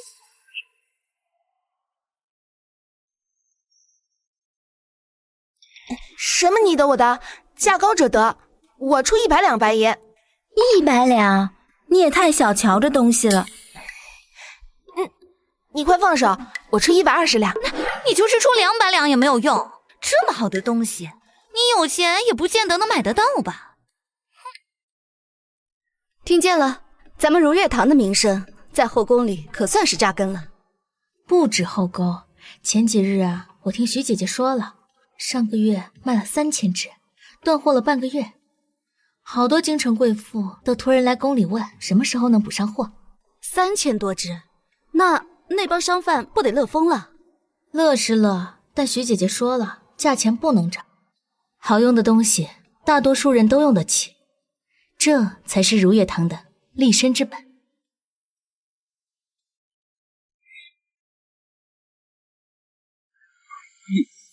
好个如月堂商号，经济种地的粮道和铁矿，竟都有他插手的痕迹。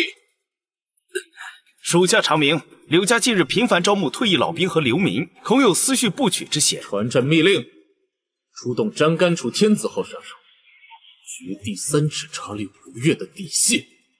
若查实他有谋逆之举，不必请停，先斩后奏。记得提着他的人头来见朕。遵旨。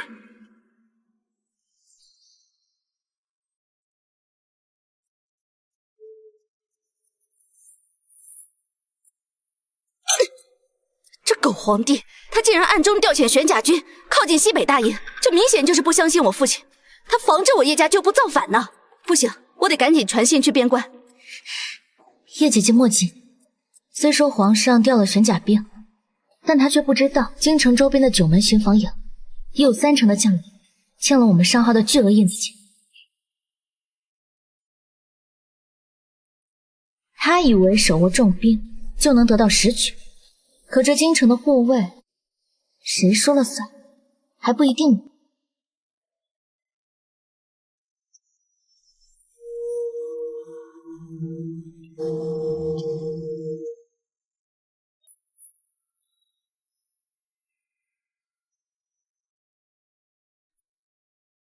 连夜造访，阁下不走正门，倒是对妾身的账本情有独钟。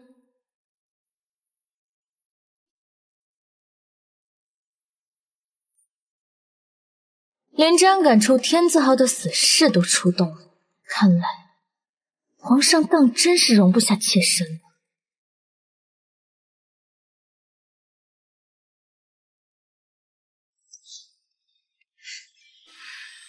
OK 了，潜水服、氧气弹、干粮全都齐活了。明天晚上就是7星连珠之夜。啊，我这破剧本终于要杀青了。皇上的人已摸到了妾身的账房，他且杀心了。若他敢来，我定叫他有来无回。听着，明天晚上3更，太岳池见。你们2个千万别硬刚，留得青山在，不怕没柴烧。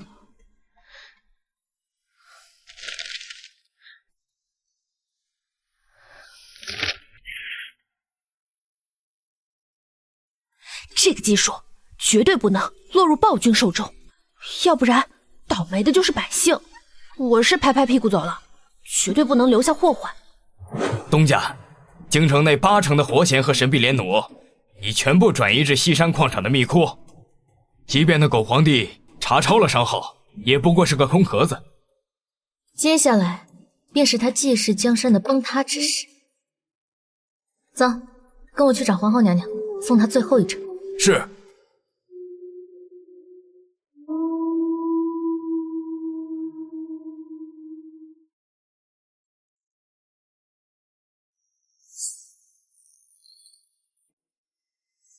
离下月15仅剩3日，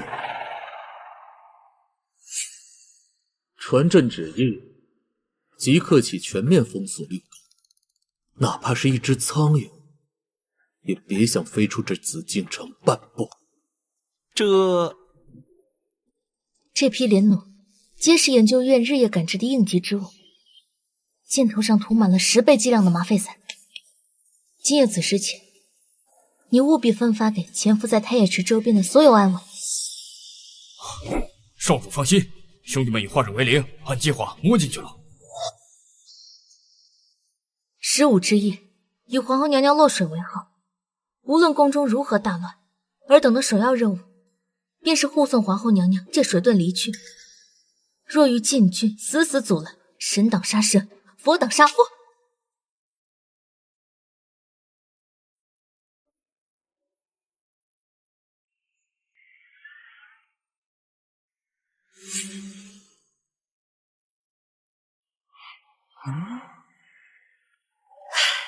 这大汉的破班，老娘可终于不用上。这样后将要借天象施展妖术遁死。皇上果然料事如神，这后宫当真藏着天大的祸患。我的，那是我的，这是我的，我的。让开，让开！太爷臣有变，奉皇上密旨，禁军需即刻过道，违令者斩。哼，放肆！这御花园乃后宫重地，各位妹妹皆是千金之躯，将军这般横冲直撞，兵刃相向，若是冲撞了哪位有孕的贵人，怕是将军有10个脑袋不够砍。就是的。禁军护卫宫闱自是本分，然如月堂商号今夜回馈6宫，若是各位妹妹今夜不拼尽全力，恐怕这未来的恩宠和体面就要落到旁人院里了。皇后娘娘，妾身能为您争取的只有这半炷香。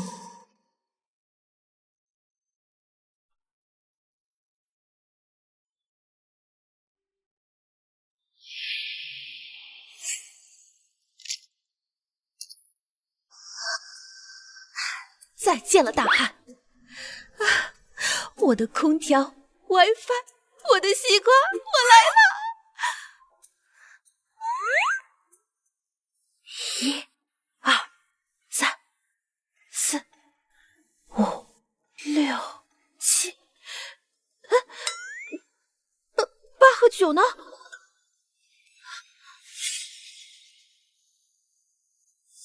我操，跟练的不少！这晴天店干活是吃干饭的，这8和9给我弄没了，这是航班取消了还是改签了呀？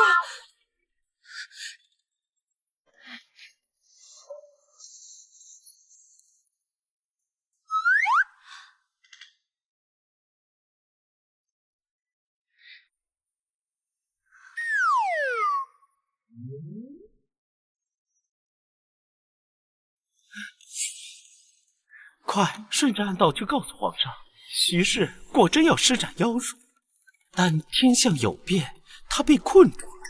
是。沾干处死是天命，今夜就算是一只苍蝇，也绝不能让他跳进水里。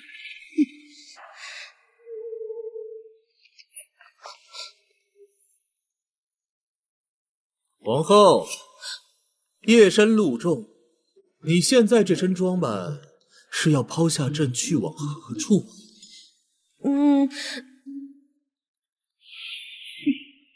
妖女，真当朕是瞎子吗？昔日徐家嫡女连手擒捕都背不全，如今却能徒手画出冰宫图纸，究竟是哪里来的妖魔鬼怪，竟敢夺舍当朝皇后？夺舍？什么夺舍？你少在那搞封建迷信这一套。青天剑算准了你今夜要借星象遁走，可惜天不遂人愿。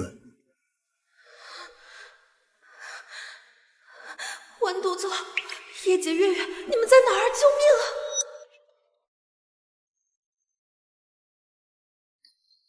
这就送你去见阎王，让你祭奠我叶家10万忠魂。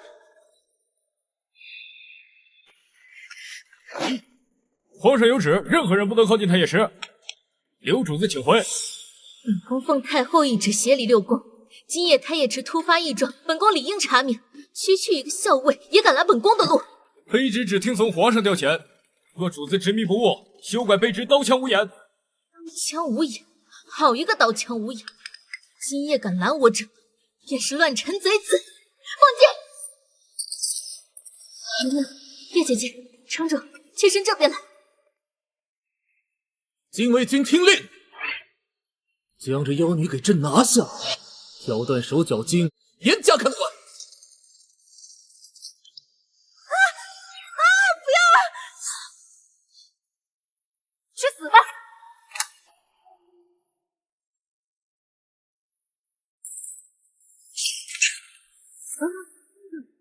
皇上，护驾！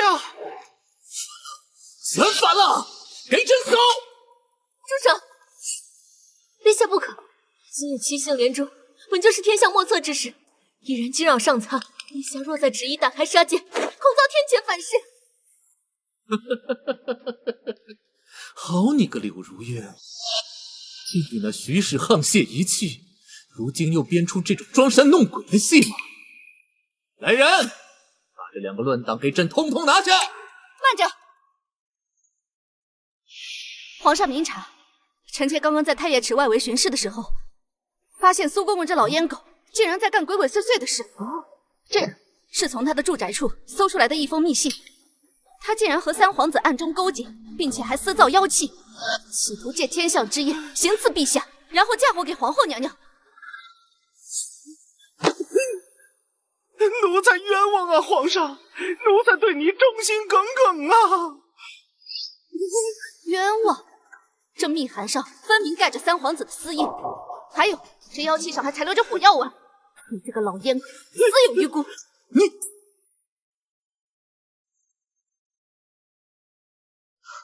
好兄弟，这锅甩得漂亮！谢灵月，你不信我，欺人听信这阉党的谗言，我今天就死给你看，洗清我的清白！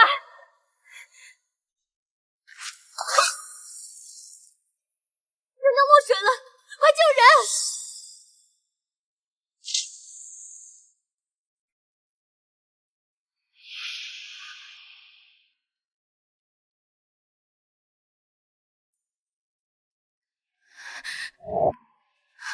皇上，娘娘本就风体孱弱，今夜溺水已是近期多出气伤，若再不立刻静养，恐怕熬不过今日了。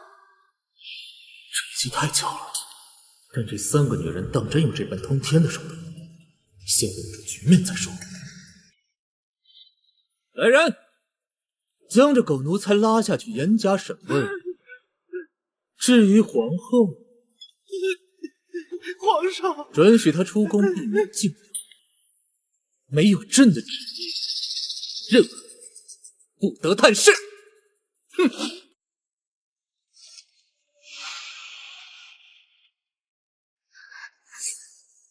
今日大获全胜。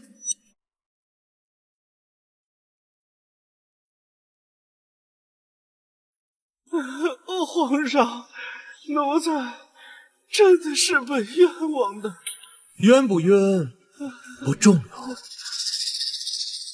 重要的是你竟被他们利用，当做了靶子。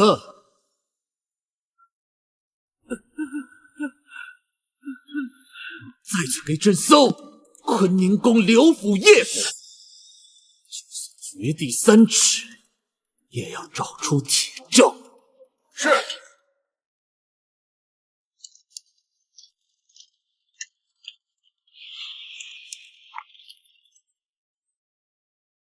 什么精华？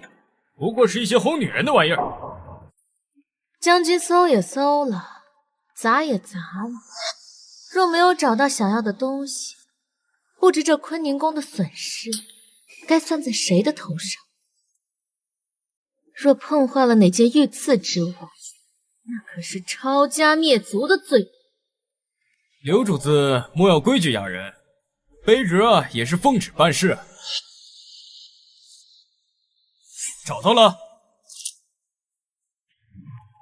想必定是妖后与外界勾结的密信。哼，想念 WiFi。徐姐姐这障眼法当真巧妙。真正的冰宫图纸，早就有本宫采买香料的车驾出宫了。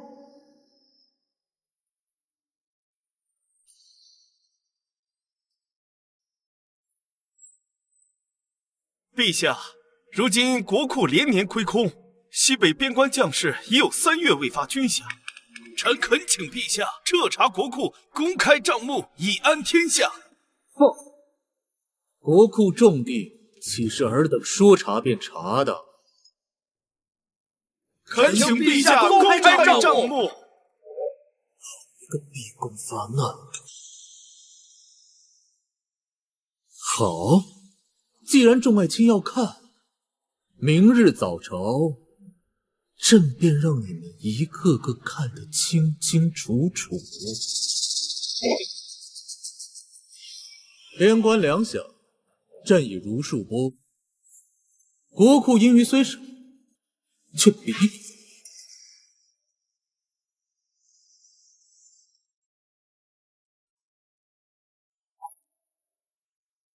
谁许你来的？陛下，这账册上的数字，怕是经不起推敲吧？3月13，户部拨白银100万两往西。同日，兵部入账仅30万两，江南盐税200万两，入库仅70万两。陛下，这余下的白银是生了翅膀，飞遁于天地之间了吗？这账目竟有如此大纰漏！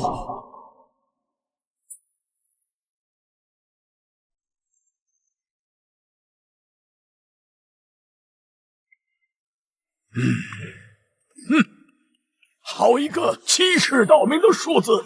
宗室的封地岁入连年削减，他竟敢私吞军饷，中饱私囊，账册当真无？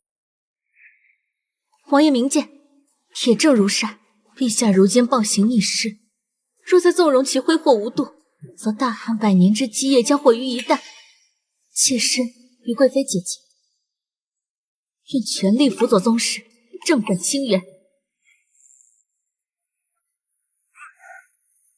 好，这朝堂的天是该换一换了。你们仗着几分功劳，便要结党营私，妄干朝政？传朕旨意，夺下柳家皇商特权，即日秉制，遣返叶氏回归领地，无诏永世不得入京。陛下倒叫妾身惶恐，只是不知陛下是想赐臣妾一个莫须有的罪名，还是要掩盖国库空虚的心虚呢？放肆！你敢顶撞朕？陛下连日提拔亲信，致使朝野上下怨声载道，言路闭塞，臣等死谏，恳请陛下收回成念，清退佞臣。你们反了，全反了！来人，把他们逐出宫殿，脱下他们的官服，今日把他们全部罢黜，不录用。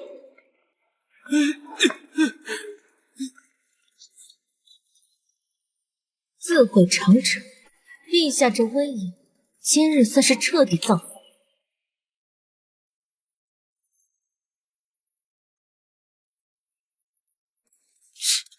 这渣男还真把自己当男主了。前世我临死前曾探查到过一封密文，他的母妃在原籍与一落地秀才竟有过一纸婚约，而且更蹊跷的是，他的年纪若按生辰八字来算的话，比族谱上记载的足足大了2个月呢。娘娘，莫怪老奴，要怪就怪你查到了太后当年在江南的旧事。什么？未婚先孕，带球入宫？狸猫换太子，好一出大戏！若此事得到证实，那纪凌渊的龙椅犹如无根之木，江南商货遍布眼线，妾身这就去飞鸽传书，更用如月堂商号的人脉打探消息。那我叶家也将派出最精锐的队伍帮你护送。这次我定要让他纪凌渊彻底身败名裂。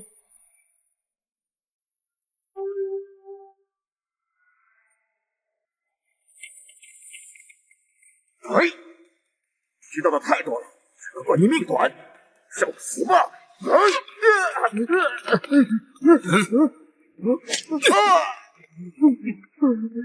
杀人灭口！我家娘娘早料到你们这群见不得光的阉狗会来这一手，带走。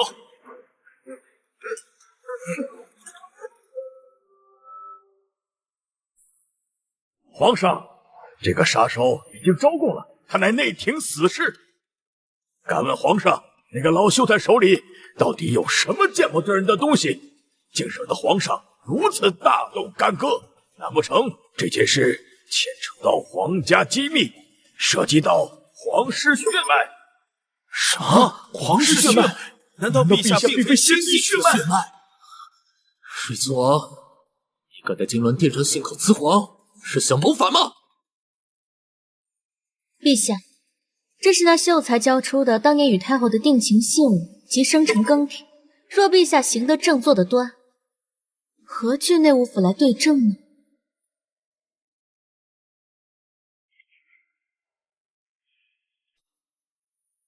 完了，他们找到了，这群贼人要把朕推向绝路。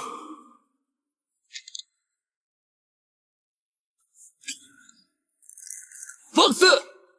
朕是天子，朕是真龙天子！来人，传朕旨意，即刻去关闭京城九门，瑞亲王及所有宗室亲毛软禁于府中，没有朕的命令，任何人不得出入。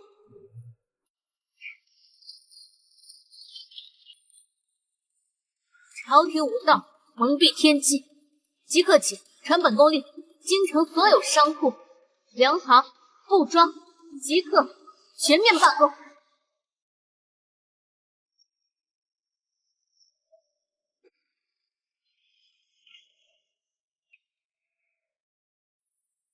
圣旨到，关城门。贵妃娘娘有令，军中将领只认虎符不认人，没有娘娘的调令，谁敢关城门，老子先斩了他！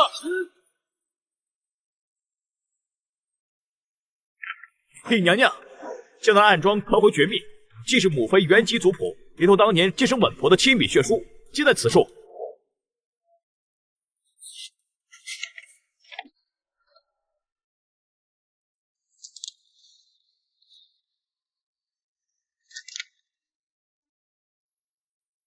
当年太后在江南与那落地秀才诛胎案结后，才入宫承宠。这稳婆血书上记得分明，陛下出生那日明明是足月的婴孩，岂是史官笔下所谓的早产？这偷天换日的戏码，当真是荒唐至极。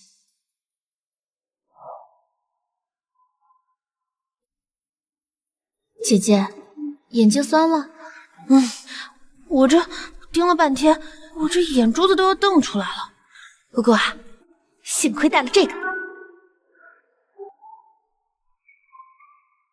姐姐这几日比谁熬的都狠。没事儿，这个残卷上的证据被烧的根本看不出来。如果不用药水一点点写的话，什么都看不清。错过任何一笔，咱们这个证据啊就少了一环。还是得注意身体啊。没事儿，如月，我们先把眼前的仗打好。但是这个残卷，我盯了3个时辰了，总觉得哪儿差了一笔。你再给我点时间，我一定能把它弄出来。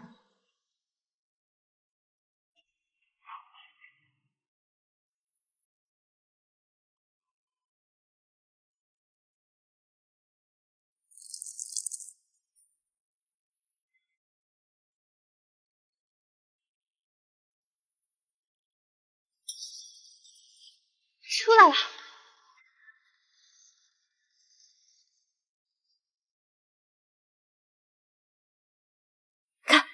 这死皇帝以为把先帝诏书烧了就没证据，这个上面清楚的写着皇四子林渊冒议朕宫，疑非朕之骨血，着宗人府暗查。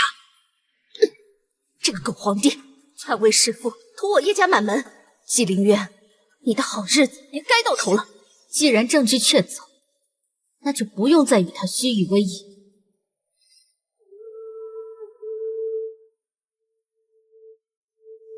江南那边的眼线全断了，红包，他们真的拿到了稳婆的供词？不可能，当年之前的人明明都死绝了。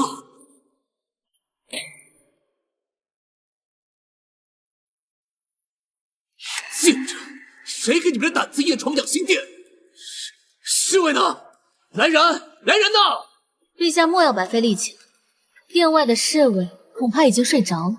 妾身今夜前来，是想送陛下一份大礼。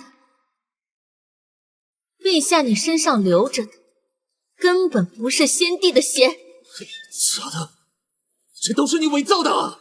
朕要杀了你！纪凌渊，你当时伪造证据灭我叶家满门时，可曾想过有今日？我告诉你，这皇位你窃得来，但坐不住。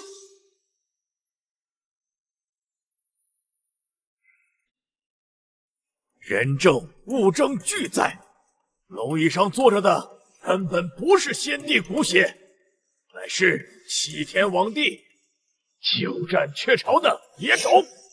臣等请废除伪帝，以正大统。请废除伪帝，以正大统。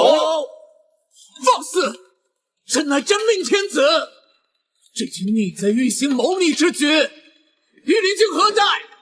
给我把这群逆党统统拿下，就地正法！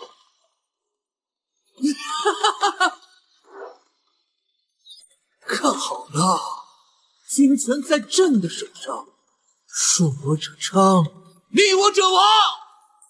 到临头犹不自知，陛下不妨问问，这些军士如今是听谁的号令？卑职参见贵妃娘娘，微臣等昔日接受叶老将军恩惠，今日只听娘娘调遣。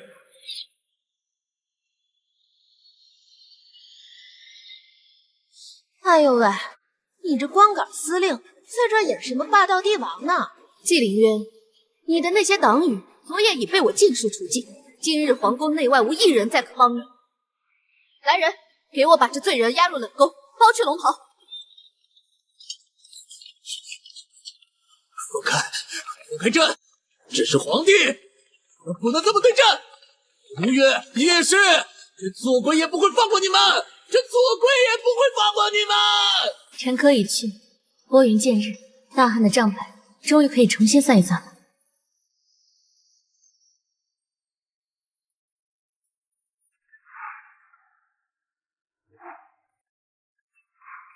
如月妹妹，别忙活了，我给你带了一些糕点，先垫垫肚子吧。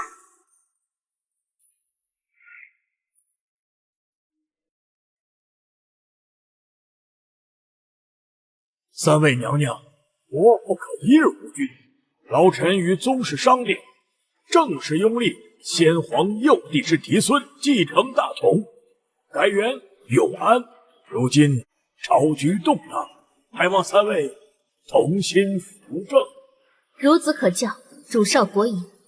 人大汉江山千疮百孔，国库十室九空，妾身不才，愿以手中之算盘，代掌天下之财权。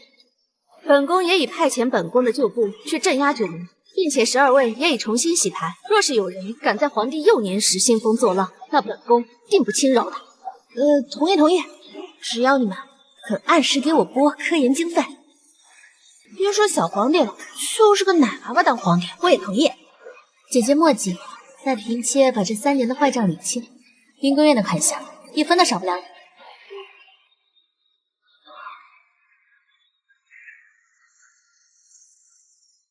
姐姐今日废寝忘食，把这水车图纸、火药配方技术整理成册，是否有何变故？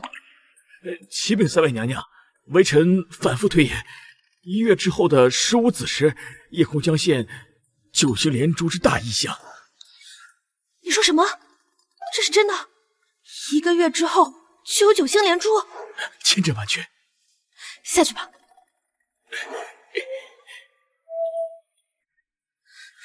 姐妹们，你们听到了吗？1个月之后我就能回家了，这也许是我最后一次能回家的机会。既然日子已经定了，那我庇护你安然入睡。天下宴席终有一散，娘娘所传，我会发扬光大，呼大汉100年之根基。哎呀，你们2个少在这儿给我煽情了。就算我走了，你们2个也一定要做古代最牛的女将军、女首富。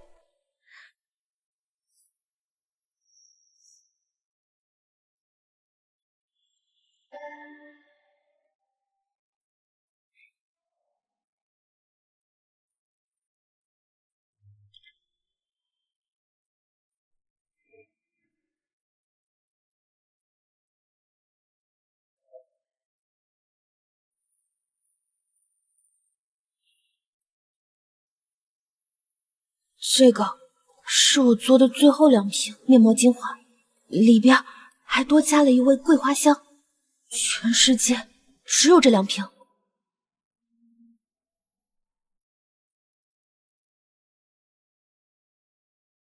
这是嫔妾母亲的遗物，今日赠与娘娘，还望娘娘诸事顺遂，万望珍重。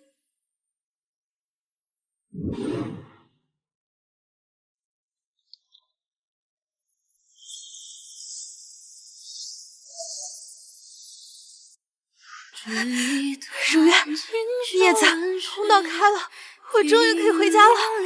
星辰为野，长风送归，妾身在此恭祝娘娘重返故土。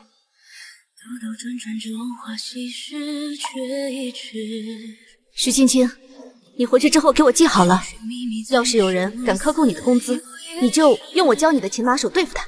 但你要是打不过，你就穿回来。那你们俩给我记住了，搞事业才是王道。记着，年终奖发红包的时候，多给我烧点纸钱，不对，是多给我烧点金元宝。那我走了，拜拜了。天涯把一封情诗，转颗心都是你的名字，轮回在。哎，你看太液池那边好粗的光柱啊！听说今夜9星连珠，娘娘要借天象飞升离宫了。嘘，你别看了，别看了。飞升离宫，是那个毒妇，她竟然想逃离朕的掌心！休想！这大汉天下之后宫全都是朕的！方正朱爵，真是天子，真是天子！这群乱臣贼子，朕开门！开门！滚开！老实点，走。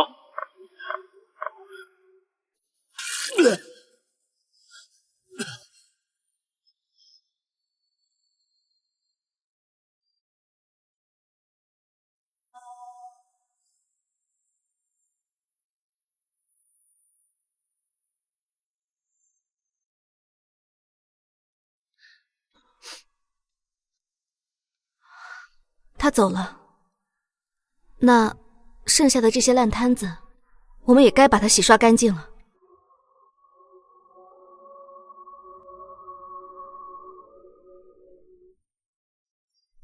纪凌渊在位期间偏听偏信，构陷忠良。今日本宫代天子行事，凡是被那昏君枉杀的忠臣良将，一律平反昭雪，重修衣冠冢，进太庙受香火。太后圣明，娘娘千岁。纪凌渊昔日搜刮民脂民膏，致使国库空虚，恶殍遍野。即日起废除盐铁重税，免江南水患之地赋税3年，重开丝绸之路。如月堂商号将让利30%于民间商户。臣等叩谢天恩，大汉万年。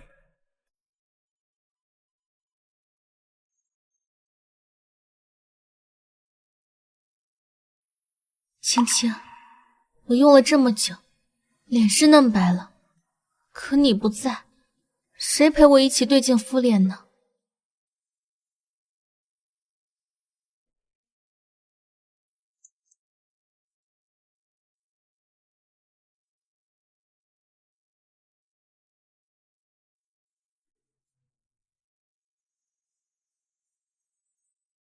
诸位掌柜，我大汉国库刚稳，妾身决意重启南北商讨。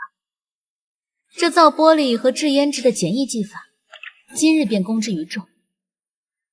特许尔等在江南、西北地区建房投产。娘娘恩典，草民叩谢娘娘。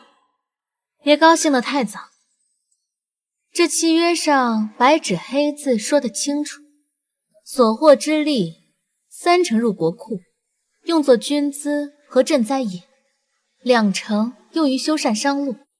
若是有人胆敢以次充好，让百姓怨声载道，就好好掂量你们的项上人头。草民万死不敢。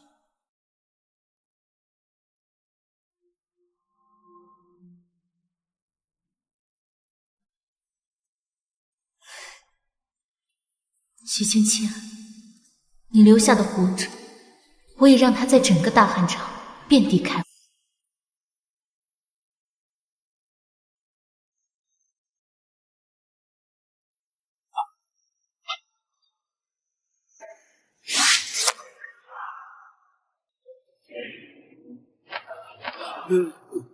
大汉五位，外臣今日算是开眼了。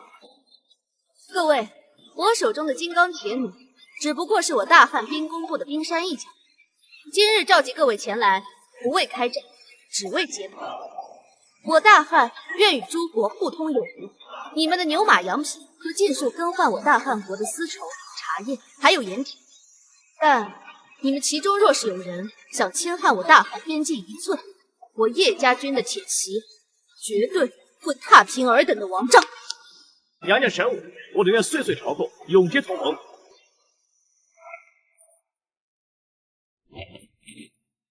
臣等启奏，如今商道南北贯通，国库丰盈，四方蛮夷臣服，边境安宁。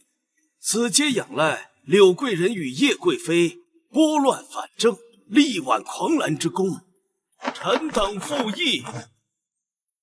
臣恳请陛下为2位尊长上尊号，以显我大汉厚恩。叶姐姐，如今满朝文武终是对咱们心悦诚服了。那是自然，咱们手里既有天下粮仓，又有钢枪铁马，谁敢不服？诸位大人的心意，妾身与贵妃领了。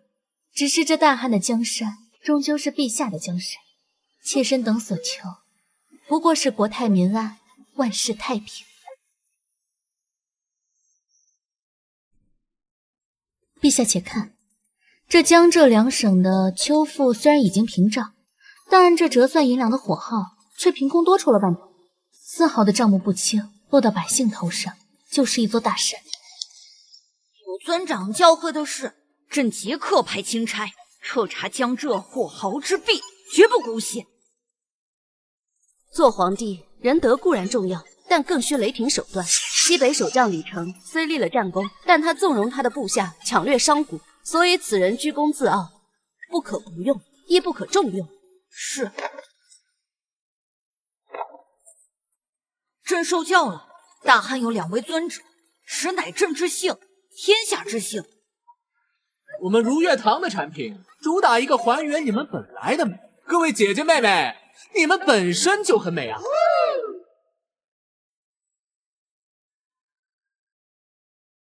给我来一瓶，这个看起来你也试试。香不香？真的好香哎！好香，好闻了吧？哎，你头动试试，好细腻啊！真不错。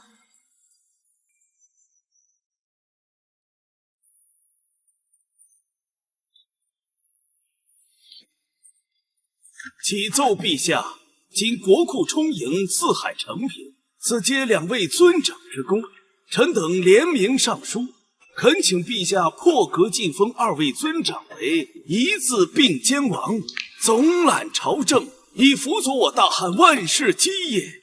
臣等恳请陛下封王授印，以安天下之心。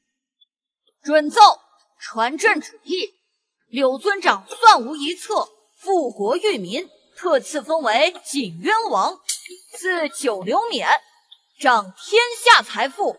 叶尊长威武慑敌，安邦定国，特赐封为靖远王，赐佩剑上殿，掌天下军政防卫。等我回去了，这大汉的江山就全靠你们两位女霸总了，咱们顶峰相见。许芊芊，你且安心去吧，这大汉江山定如你所愿。陛下厚爱，臣等诚惶诚恐。然异姓封王本就违背高祖礼法，且臣乃女子之身，若受此大恩，恐惹天下非议。臣附议，臣手中之剑只为保卫大汉疆土，绝无加官进爵之意。这并肩王的身份，臣受之有愧。如今百废待兴，唯有二王开府建衙，方能威慑四方。恳请尊者受封，恳请尊长受封。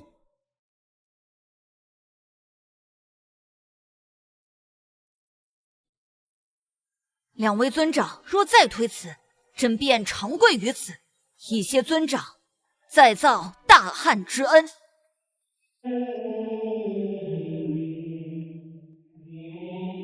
臣承蒙皇上厚爱，领旨谢恩，定当鞠躬尽瘁。锦渊王千岁，靖远王千岁，锦兰王千岁，靖远王千岁。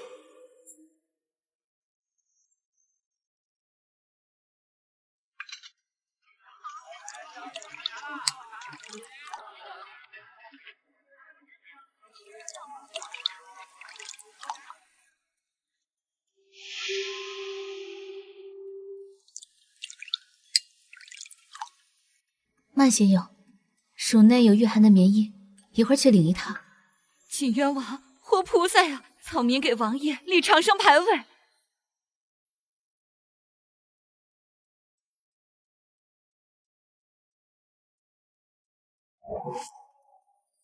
等等，你们几个，这些药材必须按每户的户籍分发到位，听明白吗？下官遵命，绝不敢怠慢。手脚利索些。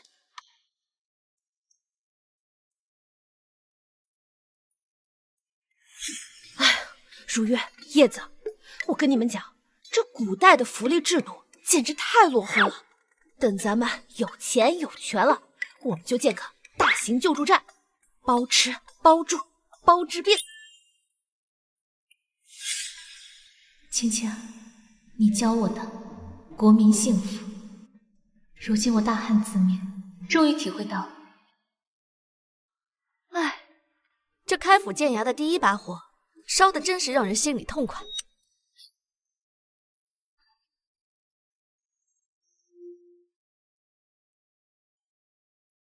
上回说到，那靖远王一剑定乾坤，这锦渊王妙算稳国库，真可谓是武能安邦，文能定国呀！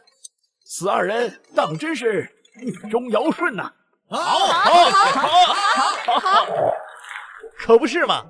我家那小子如今在兵工院上工，月钱丰厚极了。多亏了惠民署啊，我这老寒腿的药钱都有了着落。你们说的都是男人们的事儿，要我说呀，最得实惠的还是咱们女人家。这位大嫂说的在理，诸位可知道，这精华液当初在宫里可是娘娘们才能用上的宝贝，这一瓶抵得上寻常人家半年的脚用。可如今呢？可如今西市商铺就有卖的，价格比原来优惠了一半呢。正是，列位可知为何呀？为何呀？老夫的京城说书30年，见惯了商人逐利，囤积居奇。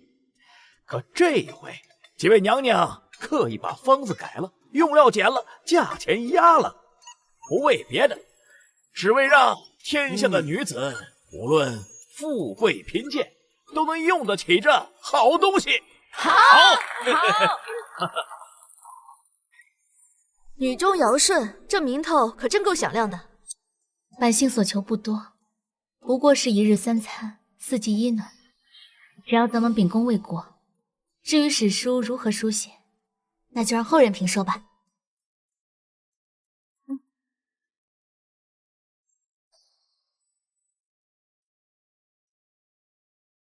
二位尊长，巡盐御史称私盐猖獗，请调兵镇压。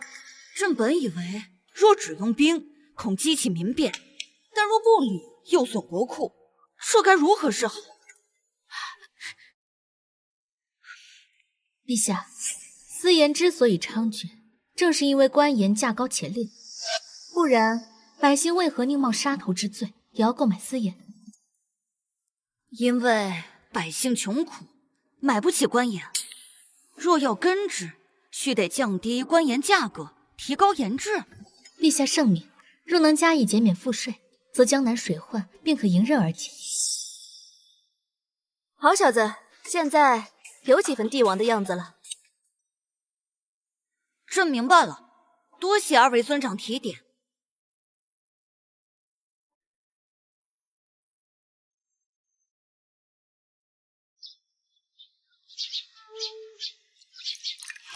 青青，一别数载，不知你在那方天地可还安好？如今大汉国泰民安，四海臣服，你所愿的盛世，我们做到了。青青，你留下的那些配方，如今全天下的女子都在用。如月堂商号的铺子也已经开到了各州府，每年的盈余大半冲入国库，小半拨给兵工院。你说过，你要让全天下的女子都用上好东西，还原本来的美。我们做到了。海阔凭鱼跃，天高任鸟飞，咱们的前路还长着呢。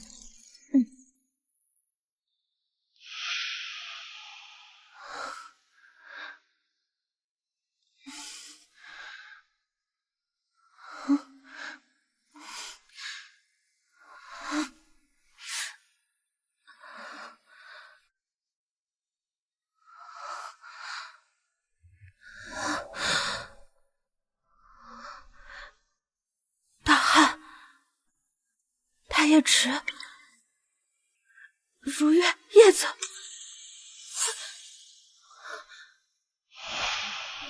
这不是梦，这一切真的不是梦。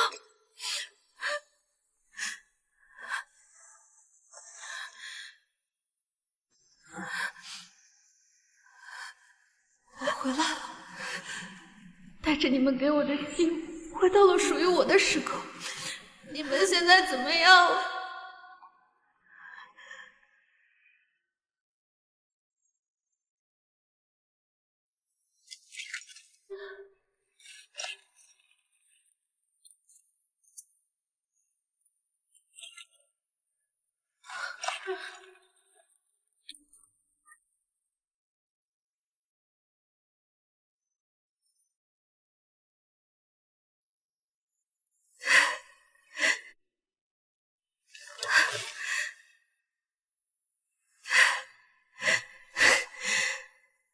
如月，你们真的做到了！你真的成为了这个世界上最会管事的大管家。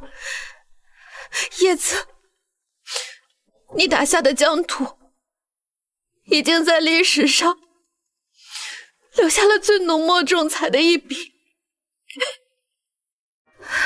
盛世如我所愿，可这盛世里再也没有你们陪我一起喝奶茶、研制精华了。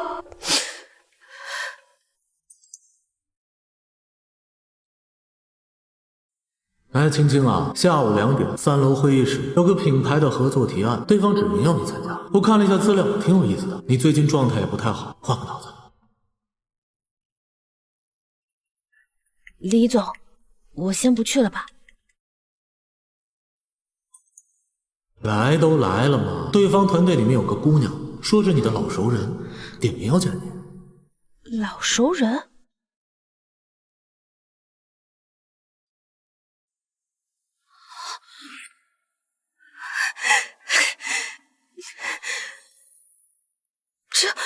这不可能，这怎么可能呢？同名同姓，还是他们真的来了？不，九星连珠只送我一人回来，他们怎么可能？这世上绝没有这样的巧合。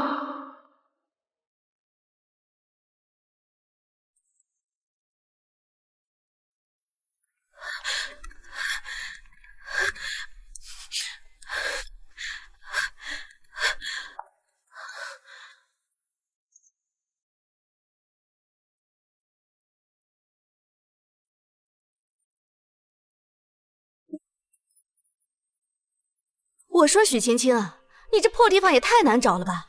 不过你们这现代的地铁还挺好玩，在地底下钻来钻去的，好像比我们那千里马要快多了。如月、叶子，真的是你们？你们怎么会？怎么？九星连珠能带你回来，自然也能带我们过来找你。大汉那边新帝已经登基，朝堂也已经稳定，所以我们俩假死脱身来找你了。北狄的仗都打完了，朝堂上那群老东西啊，天天吵架，吵得我脑子都疼死了。哎，对了，我呀，把你在古代那时候的瓶瓶罐罐全都给你带来了，你看看这些能不能让你在现代给我们做出更好用的东西呢？当然可以啊，这里啊是如月堂的研发中心，是全世界最顶尖的护肤实验室之一。那便好，我正想看看你们这现代科技有什么过人之处。那别废话了，带我们去你的破实验室看看吧。李总，合作方案我们回头再谈，我先带他们去实验室，走。